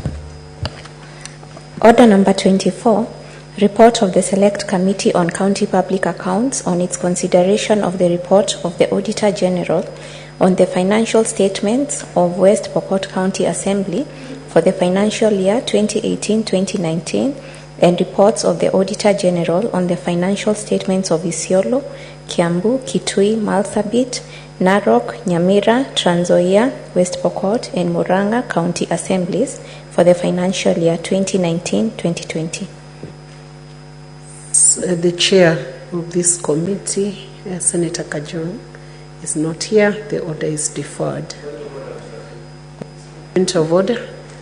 Mr. Speaker, the chair of this is Honorable It's Ososi. not Mr. Speaker. No, Madam Speaker, the chair of the Special Accounts Committee is Honorable Ososi. And then from our iPad, it appears that this motion had been moved and seconded, so we are due for debate from our iPads, unless I'm reading a different information. So we would like to make a contribution. Thank you, Madam Speaker.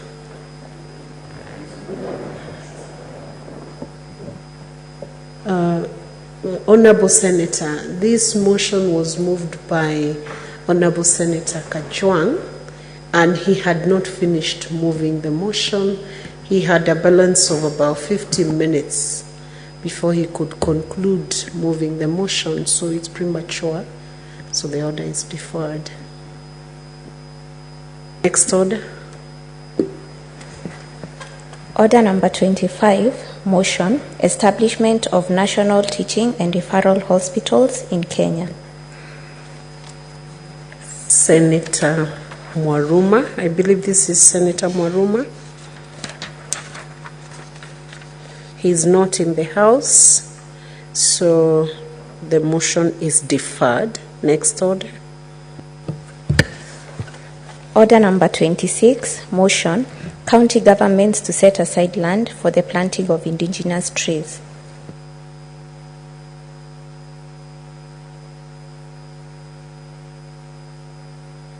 Senator Richard Onyonka, he is not in the House to move the motion.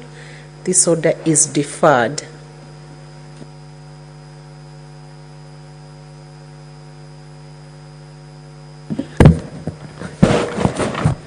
Honorable Senators, there being no other business on the order paper, The Senate stands adjourned until Tuesday, 23rd July 2024 at 2:30.